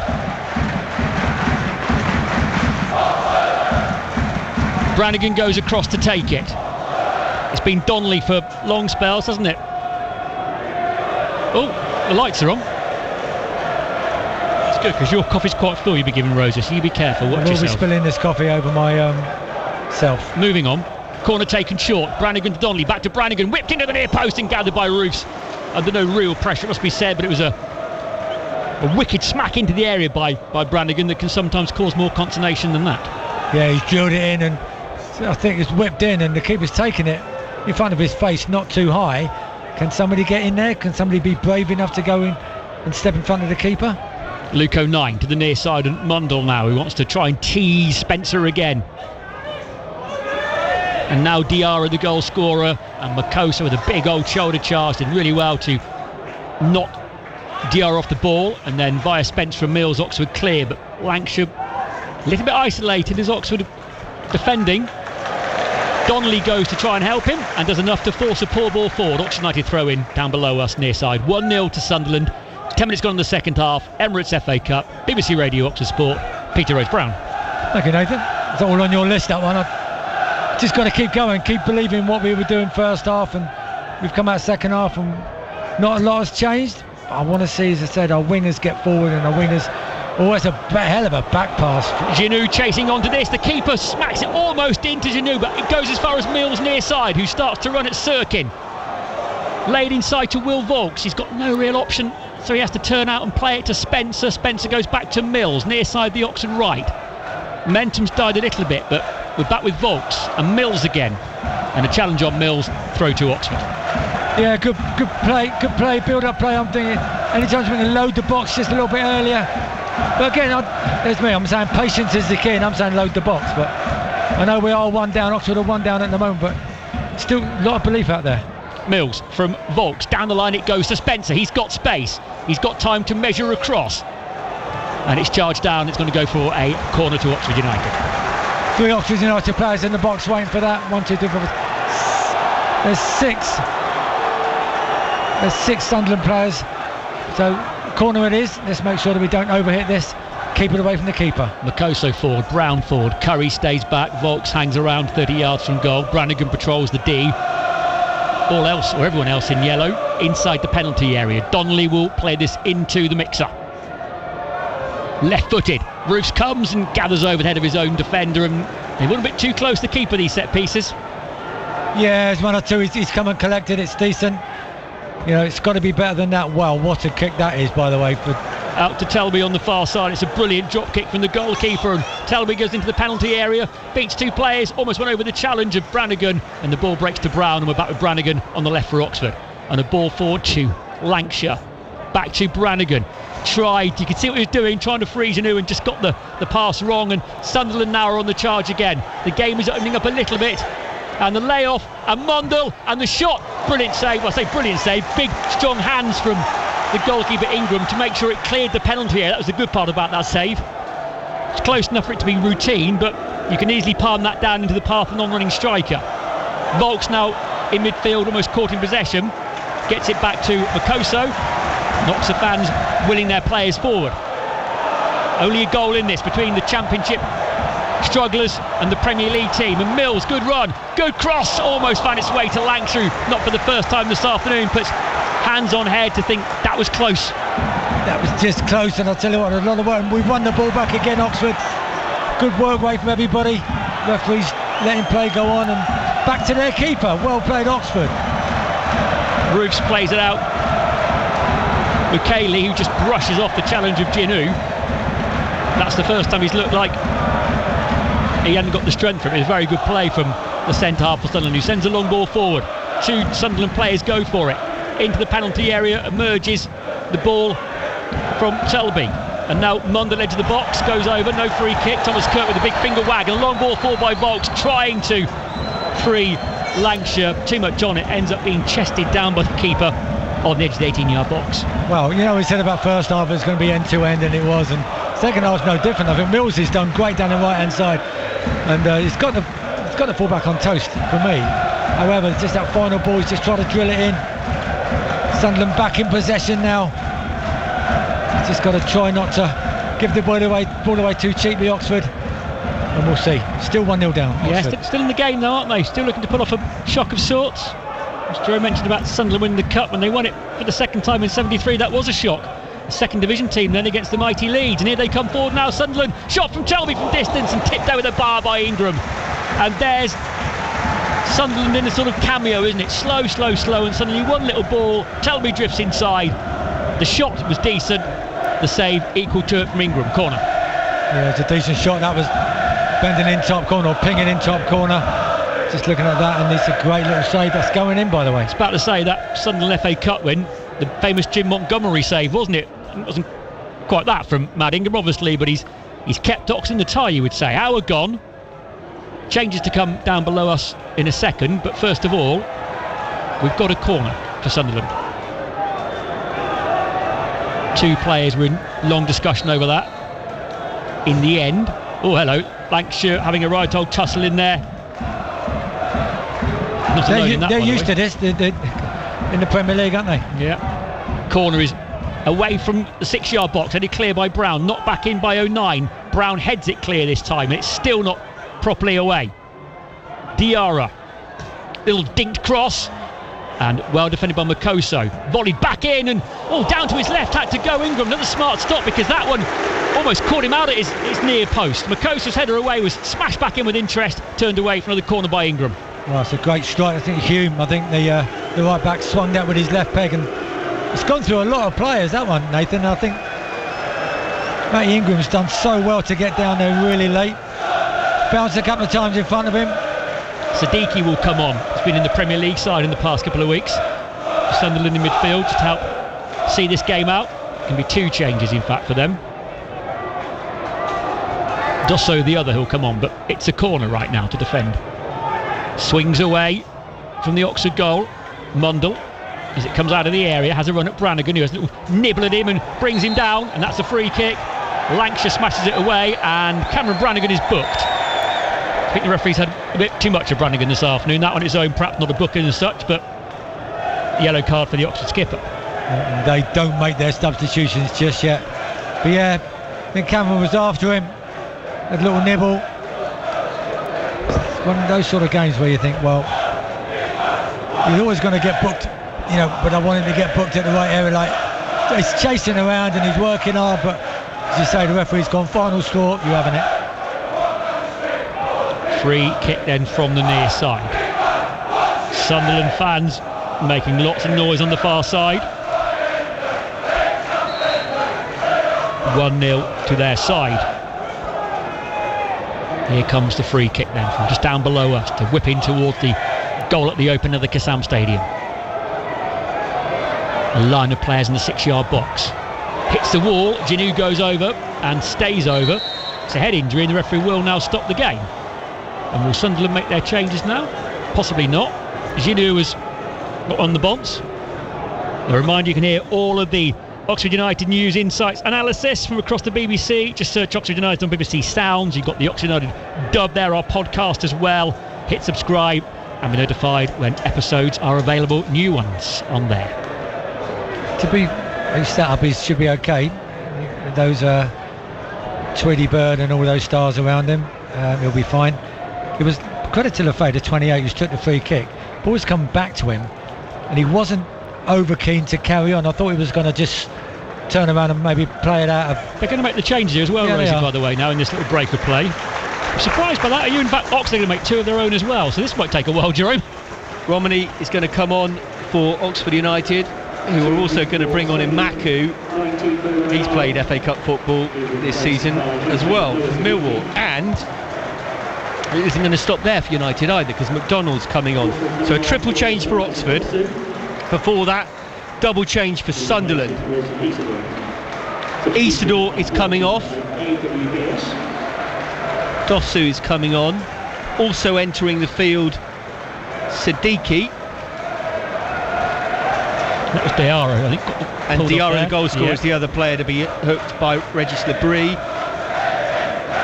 As you say, Jerome, 3 of them for Oxford United here, so Matt Bloomfield's not going to waste any time now, is he, in responding? And he may not yet be done, but Ginu is off at the side of the pitch, having received treatment for that bang on the bonds, as you described it. So I'm presuming he's going to be one that will exit the fray, and Oxford will make all these changes before defending a set piece. So Brannigan goes off having been booked, so straight swap there in McDonald. Romani also coming on for Oxford United. He'll replace Ginu John, and Jamie Donnelly goes off as well for United. So on come Maku and Romani for United to sort of bolster the attack, and in the midfield McDonald there as well. Just to update you on the FA Cup, Wolves have won 1-0 at Grimsby. Stoke have equalised against Fulham. It's 1-1 there. Thanks, Joe. And eventually we can start again with this free kick from the near side, which is the one that came from the moment after Ginu got knocked over the ball. Sunderland take it, circling into the penalty area. Volks is there for Oxford, giving it away though, and Shot on the turn, a good shot on the turn as well, coming in from Dosu, and another smart save from Matt Ingram, who's having to earn his corn now in this second period. Yeah, Kieran Brown's got a foot on that as well. And as it's gone through Kieran, it's just got a little deflection off of his foot, which is wrong-footed. I think it's wrong-footed the keeper, but he's done well to parry that out for a corner. Yeah, a little bit of one-way traffic at the moment. We just need to get ourselves out and just can we get out of our half, and can we get that half chance? 65 minutes gone. Sunderland still lead by that single first half penalty strike from Mo Diarra. Another set piece though for Oxford to defend. Goes eerily quiet inside the Kassam Stadium.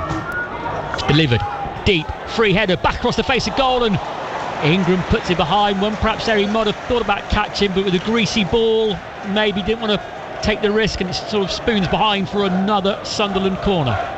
I think he thought about, you're right, he thought about catching it, but it wasn't a great header, but it was a header on target, and he just pushed it around the corner. So we go down at this stage at 2-0, you're struggling, but 1-0 still in the game.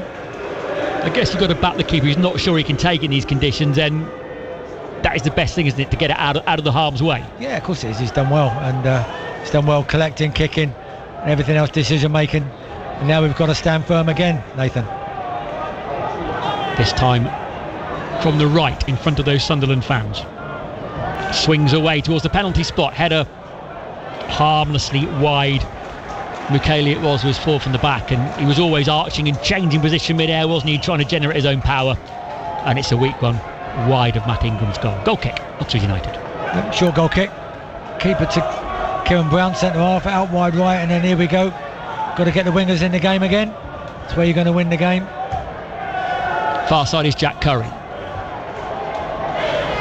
That's a Maku beyond him, isn't it? Looking to get involved for the first time. Instead they go to the near side to Will Vauxhall. He chips it forward. It's chested down easily by 09, and Sunderland look to build again through midfield. Near side is Mundell. He miscontrols that horribly. That looks awful, doesn't it, when it runs under your studs like that? Not that you'd know, Rosie, of course. And it's a throw into Oxford. Never wore studs, you're right. I'm in my balance. Here we go. Off the ball. Lanks has gone down. 09. Referee's chatting to his assistant, by the way, on the earpiece there, and he's going to book somebody here, and he's booking Luke 09. So it's a free kick, or is it because the ball's not in play? The ball wasn't in play, was it? Playing the game, they're a little bit concerned, I think. You know, like there'll be those little things just mean that we're still affecting their play. You know. We've got a quarter of this FA Cup tie to go at the Kassam Stadium. Oxford United are trailing by 1-0. And seeing you through till full time in the latter stages of our Sunday afternoon live football on BBC Radio Oxford Sport. It's Jerome Sale. Well, Oxford United are looking for a goal that would take this to extra time, of course. But at the moment, Sunderland are a quarter of the game away from safe passage through to the fifth round. And if it is a 1-0 win, I think the circumstances, which of course will be forgotten over time, will be a great source of frustration for Oxford United tonight. With that penalty that was converted by Diarra, you might argue, having seen one angle, shouldn't have been a penalty. Other angles perhaps would back up the referee's view, although the referee's view itself was pretty impeded. He was very sure, he didn't have the benefit of the assistant referee on his side. Ball into Oxford's penalty area. United clear it with the man who made that disputed challenge, Makoso. I suppose from an Oxford point of view, you'd ask, did he even need to make the challenge in the first place to give the referee a chance to make the decision? And I've seen 4 angles, and 3 kind of back up the referee, or at least don't kind of suggest he made a howler. 1 from the east stand end backs Makoso up. So even with all the angles, you can never be 100% sure. No, you can't. But and again, I just was speaking to one of the Sunderland staff on the pitch at half time, doing bits and pieces, and he said he didn't need to make the challenge, and I went no. Well, once you get contact, free kick given right in front of us on the left wing for Sunderland, they'll whip it in with the right footer. Lefay plays it short, and this is Hume with a shot to the near post. It bounces up really awkwardly for Ingram, who gets his body right behind it and holds on. Good hands, good strong hands, solid hands, and We go long. We've got to get around everybody now. Kick from hand. Vaux clatters into a challenge. Mills will win a throw in near side of the field. And a long throw opportunity maybe for United here. Gaffer's gone, get up there. Said to his centre halves, both of them, get up there. Get that flick on, get a tap in. Great first touch, by the way, just then from Staten Mills. Won the throw. He threatened to go short there to Mills. Will Vaux. Still on. He's launched it long. Kieran Brown tries to ride, so does Brody Spencer. And McDonald from 12, 13 yards out gets underneath it and hits it over the bar. McDonald right foot. Just probably needed it to sit. I think he's hit it on the up rather than as the ball's bounced. Just let it drop another foot. Hit it on the way down. Yeah, disappointed with he's not hit the target there. But we've won a lot of the second ball, like in midfield and certainly in the first half. But those little things on the edge of the box, Jerome, are so important to do. And boys are still full of confidence out there. Roos clears the ball forward. Dutch goalkeeper Makoso underneath it for United. Nice little headed pass by Stan Mills. And now Imaku, who played for Millwall in a 5-1 third round defeat at Burnley. But of course, shows how things can go on. Burnley now out of the cup, beaten by Mansfield yesterday. That's the cup for you. So maybe Imaku can have a better afternoon. Well, maybe not, as he goes down in a challenge and the referee waves his appeals for a free kick away. Sunderland pass it out of play. Here we are, there's 19 minutes to go plus stoppage time, and Oxford United hapless in the Championship.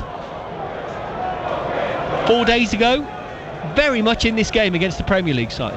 Ah, for sure, and more than doing well, better all over the pitch. Lancashire and Mills stay on, and Mills is lurking here if Sirkin gets this wrong. He was the player upended in the penalty award, and he's done really well there to cushion the ball back to his goalkeeper, who will take his time over it. And Lancashire needs to go and engage the keeper because he'll just keep the ball at his feet and run the clock down as long as possible. Lancashire goes, the keeper picks it up and bowls it out to 09, who scampers towards the halfway line. Finds Sirkin. Vaux has been taken out of the play by a good little exchange of passes, and Sirkin now crosses in towards the near post, and Mundell now sees his shot blocked by Makoso for United. Here comes Siddiqui, who will lay it off. They're sort of working the ball rugby union style from one side of the pitch to another. Lefay, nice ball infield. Hume has gone over to the left hand side, and Lefay and Talby trying to offer outlets and options. Talby playing it back to, this is McKady who's joining in from the centre of defence. Just a little lull in proceedings as Sunderland probe. Talby might have an injury he's concerned about at the moment, but Sunderland are continuing on without him. Romney challenges from the wrong side, doesn't win the ball. Mundell now trying to have a run at Brody Spencer and go between him and Mills. The two of them sorted out. Vaux gets it clear, and now United smash it forward as asked by the crowd around us. And now 09 has got the wrong offside against Will Lancashire as it's sent forward. 09 got the wrong side of him and was in danger of being red carded if he'd brought him down. I think the suggestion was Lancashire in his own half when the ball was released. That's the point the Oxford manager's making. I'm not sure. I tell you what, we'll have to have a look at the can't see it from there. What? It's a free kick. He must have been given a free kick. Is he given a... Yeah, I mean, he couldn't have been offside. He was well onside. Matt Bloomfield's just got a yellow card. Matt Bloomfield yellow carded for... frustration. For dissent. It's not offside. It's not offside. It's a shirt pull, but it's a shirt pull for both players. Been doing it all game. Everyone does it. He's on. He is in his own half, so he can't be offside when the ball's played. There's nothing in it. Nothing in it.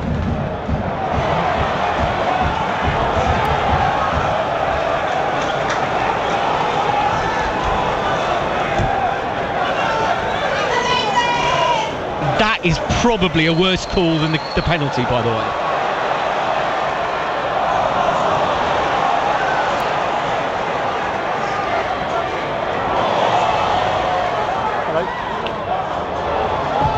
It's not a foul, and and it's not offside.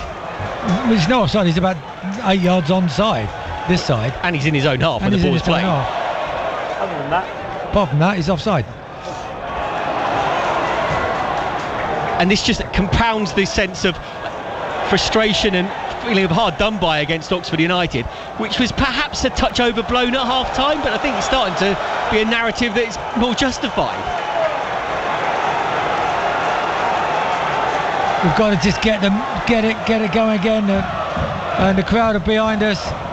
Kieran Brown has some defensive work to do, because you're in a world now where if Sunderland capitalise on Oxford United having to take risks, don't foul. Second goal ends the game and undoes the kind of good work that Oxford have done in terms of looking like a proper football team. By far. Puerta is down warming up with his trucky bottoms off, so he'll be coming on. I don't know whether it'll be either wing, won't it? But to be fair, I'm sure the gaffer's down there is in the ear of the linesman in front of him. It's Mills who'd have to come off, I think, because everybody else is changed up really in that three behind Lancashire. If Mark Harris might come on for Lancashire as a final change, but they won't want to make the final change too early. Oxford have to defend this set piece. Lancashire holding it up on the halfway, on the edge of his own penalty area, trying to lay it off, but can't find a teammate. Spencer now has got to try and shepherd Sunderland out of the box. Headed clearance by Romani for United, and Lancashire willing runner. Got to be careful, because if he gets anywhere near, I'll leave it there. Imaku lays the ball off to Curry.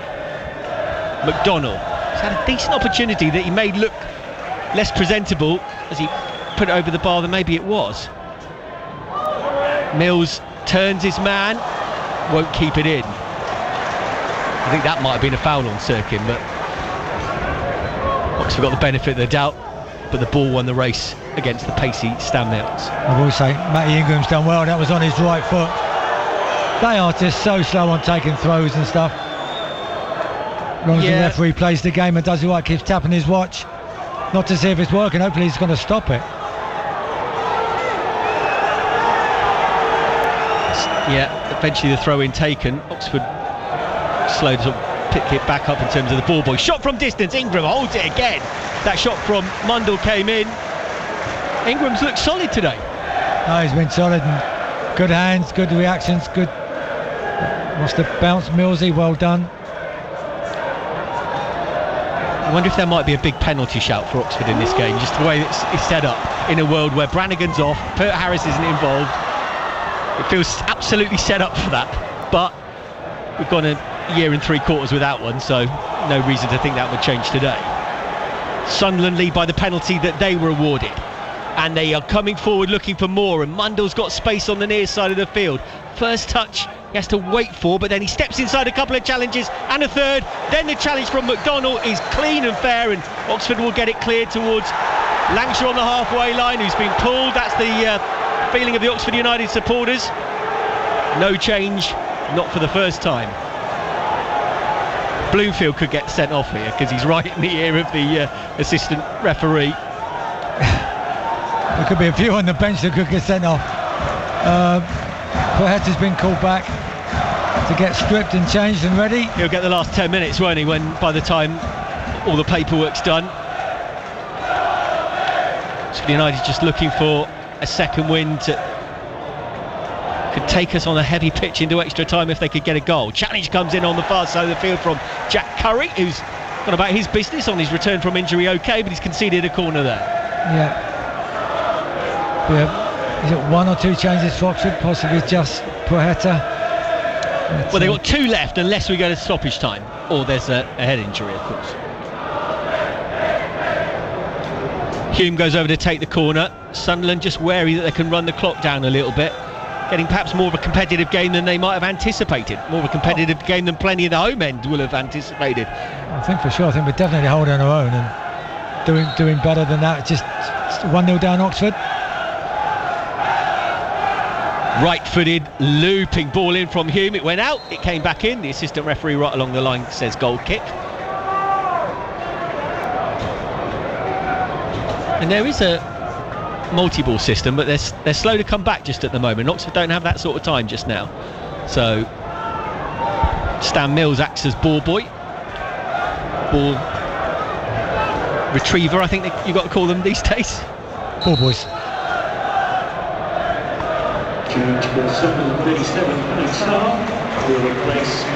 Tar coming on for Sunderland and Talby going off. I'm assuming Oxford will make this change now with Plaheta for Mills. We're going to the final 10 minutes of the game, and they are going to bring on Ruben Ruskin as well. Ruskin, yeah. Curry, I think, will be a straight swap there. Curry's assuming he's coming off. He's asking. Lancashire stays up top then. Yeah. And I think the point is that Lancashire stays on looking to try and force stoppage time, and Harris would come on for him if they do, because obviously you get an extra sub in stoppage time. Extra time. In extra time. Exactly.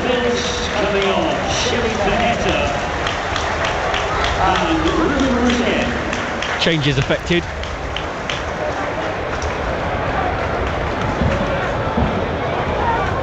Rain starts again. Had a good hour without some rain. The pitch has done really well, and the ground staff have to get this game on, and it looks well. As United come forward here, Plaheta almost trying to pass it around the corner, and almost does. Oxford win a throw in. Assistant referee wasn't sure, but the body language of Oxford meant he had to give it to United then. I think you're right, and I think picking the ball up so quick and so high and get it on with it. There we go. There's the ladies shouting forward. I think they're trying. We're doing all right. You just calm down, Fontaine. Yeah, went forward and lost it. Yeah, Ruskin trying to get on the ball, the outside of his foot from McDonald. He lost it, but Sunderland unable to keep it in. I think Siddiqui ran it out of play. It's going to be a throw to Oxford, just inside their own half. So 1-0 Sunderland, 8 minutes to go. Penalty has been converted by Diarra since departed to be substituted. Oxford disputed the penalty, but not as much as they had disputed this man Will Lancashire being pulled back for a foul when he was clean through and put the ball in the Sunderland net ultimately, long after the whistle had gone, it should be said.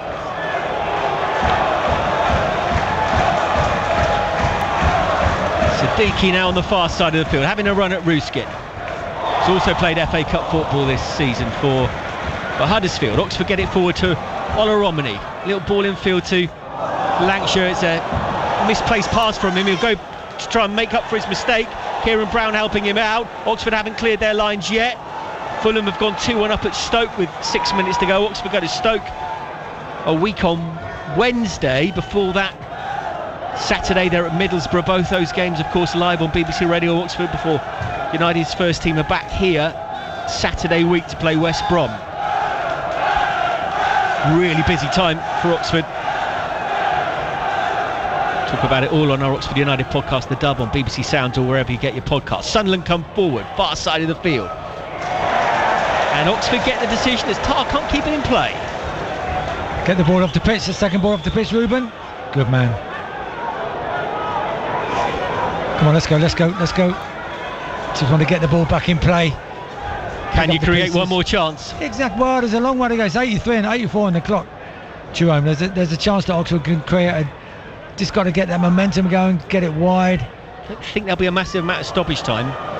Sunderland have managed it pretty well, the game. They might get 3 or 4 minutes. I don't think you're getting the 7s and 8s that we've become accustomed to in the Championship.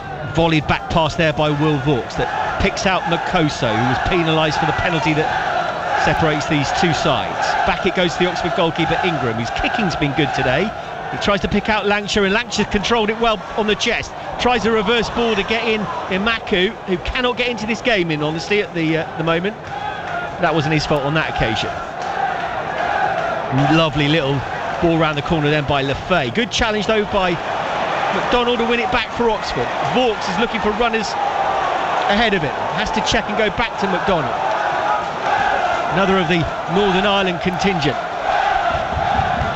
Into Ruskin, who just about keeps it in play on the far side of the field. Sunderland dug in now for the final 5 minutes, it would seem. Yeah, I think they're right. And which should encourage us to just get the ball wide and get it bodies forward.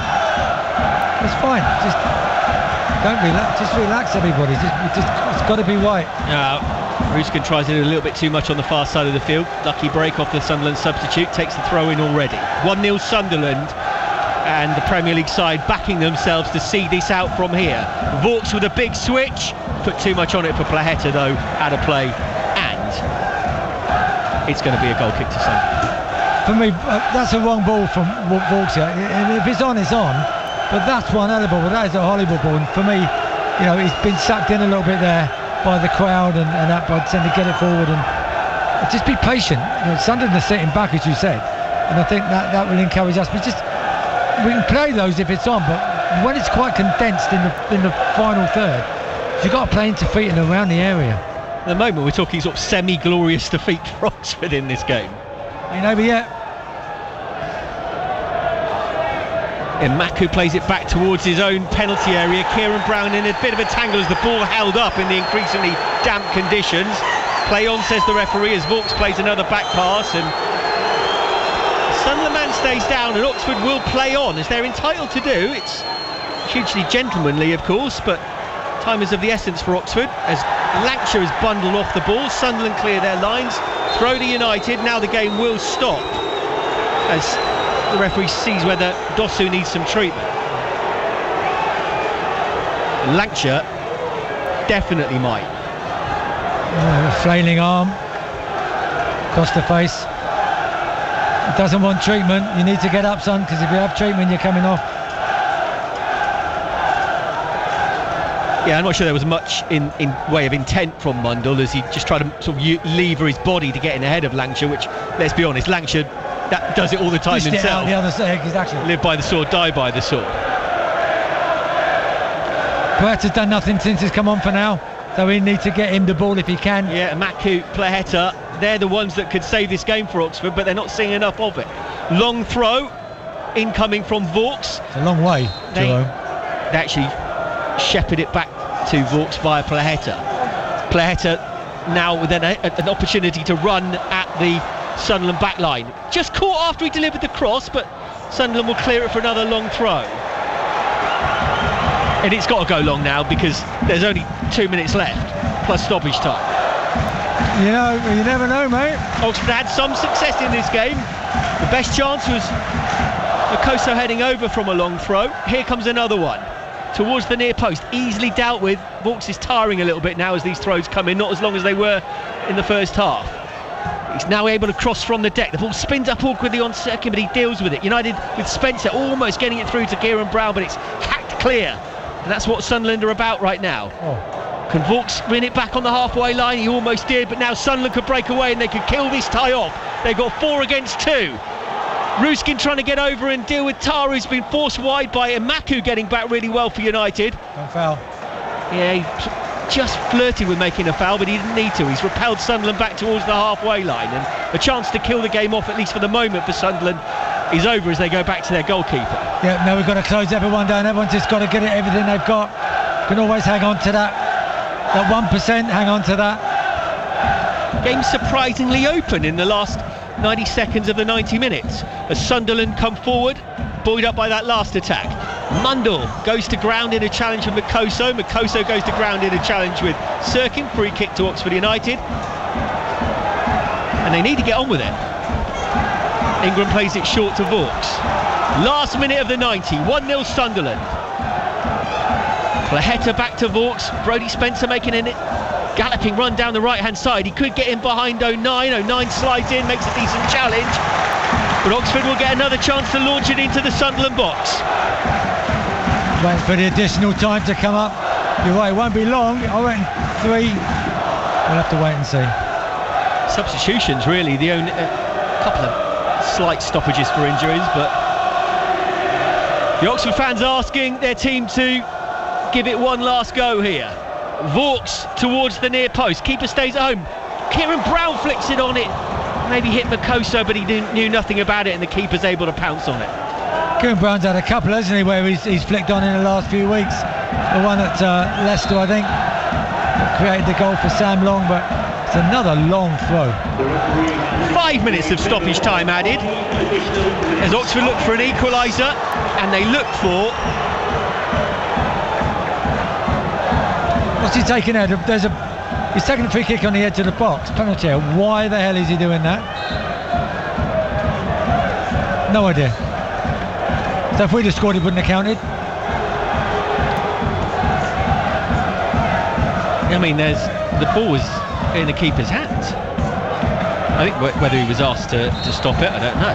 Oxford win a free kick, and they're still looking for their first goal on this ground in 2026. They finally get the free kick out to Ruskin. His touch isn't great, so he has to check to come back in and then go back out. But he's on a mazy run here, but he's like a slalom skier that's gone through too many gates and bundles into a challenge, and that's a free kick that Oxford could ill afford to give away. Not because it's in a dangerous area, because they just don't have the time for Sunderland to take it. Oh dear, just commit forward now. You're going to lose 2-0, and just can you take a gamble, get that ball forward, get Romani up front, playing 2 up top now.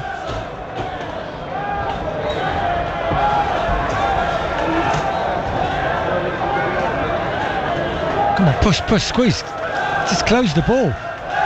90 seconds of the stoppage time done. Sunderland 1 up here at the Kassam Stadium, just trying to protect the football from the free kick. They've just passed it well and not looked like giving it up, and this is a good run by Tardle towards the edge of the Oxford penalty area, and the left-footed shot is just wide.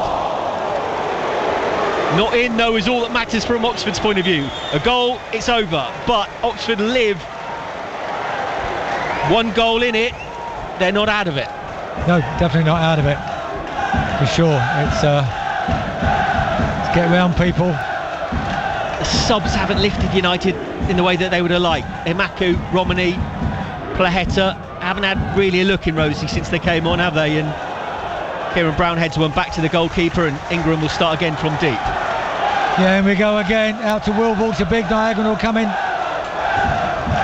He's trying to tee up Lancashire, who's got a run at this, heads it on. Romani was not close enough to him, and it runs through the goalkeeper anyway. It wasn't a bad ball forward from Vaux. It's the right area to hit, and Vaux and Lancashire's done well. He's had it flicked it on, but Romani's got to take a gamble. As that ball's being played, take a gamble.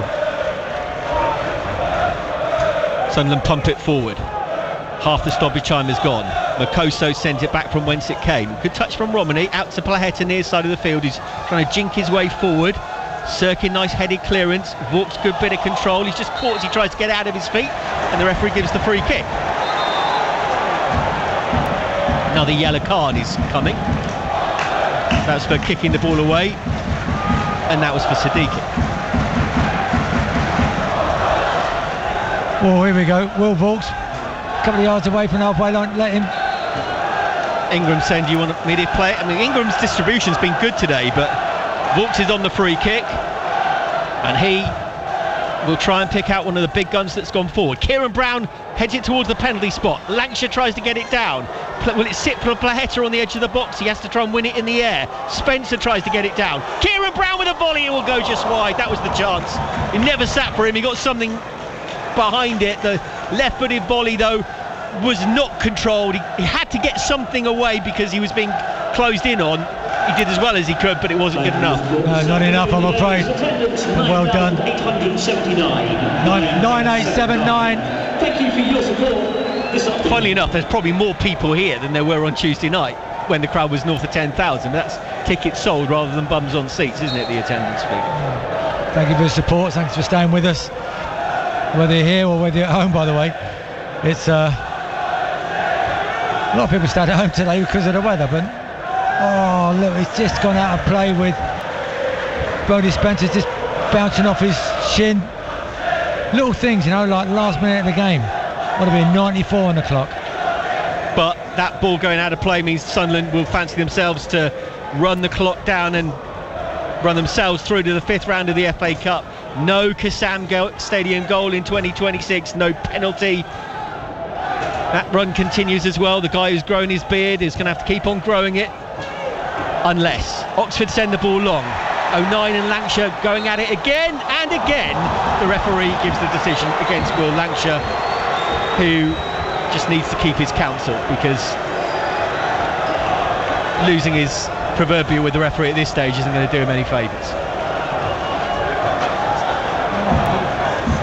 So a little bit of sunshine through the rain that's falling here, and I suppose in some ways we've seen that Oxford United are a capable football team again. Quite a turnaround from Tuesday night, but the same outcome. Defeat and no goals as the referee blows the full-time whistle. He will write a lot of the headlines, Thomas Kirk, because his decision towards a penalty to award the first half penalty was disputed to some level.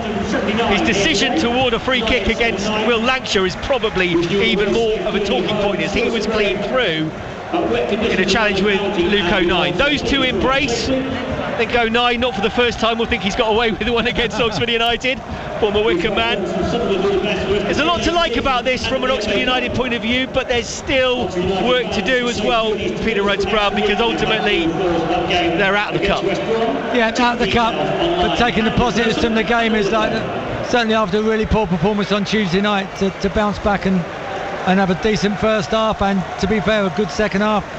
You know, creating chances. Koso should have scored the header early on in the first half, but at the end of the day, you know, didn't happen, but we stuck with it, kept at it, good attitude, you know, and we had some good performances out there today. I'm very impressed with Lancashire, by the way, today. I think, you know, he's a player. He gives his all. He's got a bigger future than I think some people realise. 20 years old, and part of the fact that he carries himself in a way that's much more mature. People forget how young and inexperienced he actually is. But team-wise, they made this Oxford United a much more competitive cup tie than many people expected. Yeah, for sure. And you look at players like Mills here as well. I mean, they're all still quite young, to be fair. But you're right, the boys have done really well, and for me, I think on the back of this you can just go, okay, now we need a better performance in the league. You know, you're playing against Middlesbrough next up, who are decent, but they're nowhere near as good as these guys.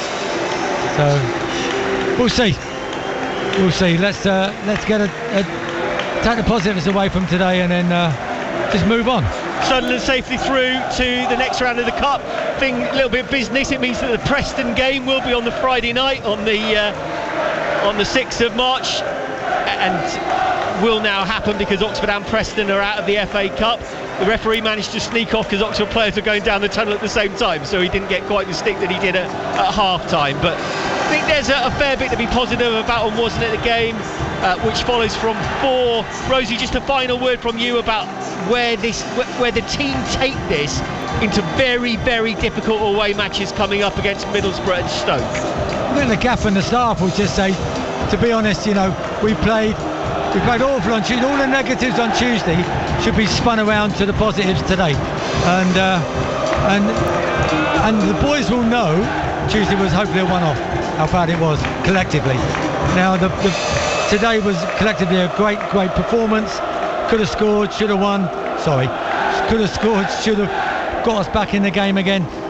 But I think that's the thing. It's a league game. Getting a draw, you get something from that. Yeah. Particularly if you're in the relegation fight. Draw wasn't good enough for Oxford today. In some ways, they might have been glad not to take it to extra time in terms of what it means going forward, because this is in some ways sort of heroic defeat. Yeah, he's in a way, and good to see Donnelly back in. Want to see more of him. I thought he did all right today. And you've got your centre halves doing well. You know, and even David Rush at half time said it was a bit of a dodgy penalty, but it was a penalty. We have to move on. But spirit, togetherness, it's all still there.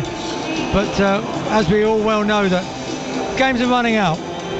Will we go again, Jerome? So it is, as they say, concentrate on the league now for Oxford United, and there is a lot of concentration to do. We'll talk about the upcoming league matches, of course, but in the meantime, wasn't it the game follows? Some guests will drop in along the way from the Oxford Media Mafia, so make sure you stay with us. This is BBC Radio Oxford Sport at the Kassam Stadium here as the sunshine comes out here at the Kassam Stadium. Sunderland go through to to the 5th round of the FA Cup after beating Oxford United by 1-0. We'll discuss it all on Wasn't It The Game, which is live next. Sophie Law at breakfast. What's the worst thing you've ever been late for? I was 2 hours late for my friend's wedding. I misread the invitation, turned up and she's just there in her wedding dress having a chat with everyone. I'm thinking, this is very laid back. No, they were already married by that point and had been for more than 2 hours. I was absolutely mortified. Can I just ask you, Soph, if that was worse or better than missing around half of your own show a few weeks ago? Sophie Law at breakfast. Weekdays from 6. Just ask your smart speaker to play BBC Radio Oxford.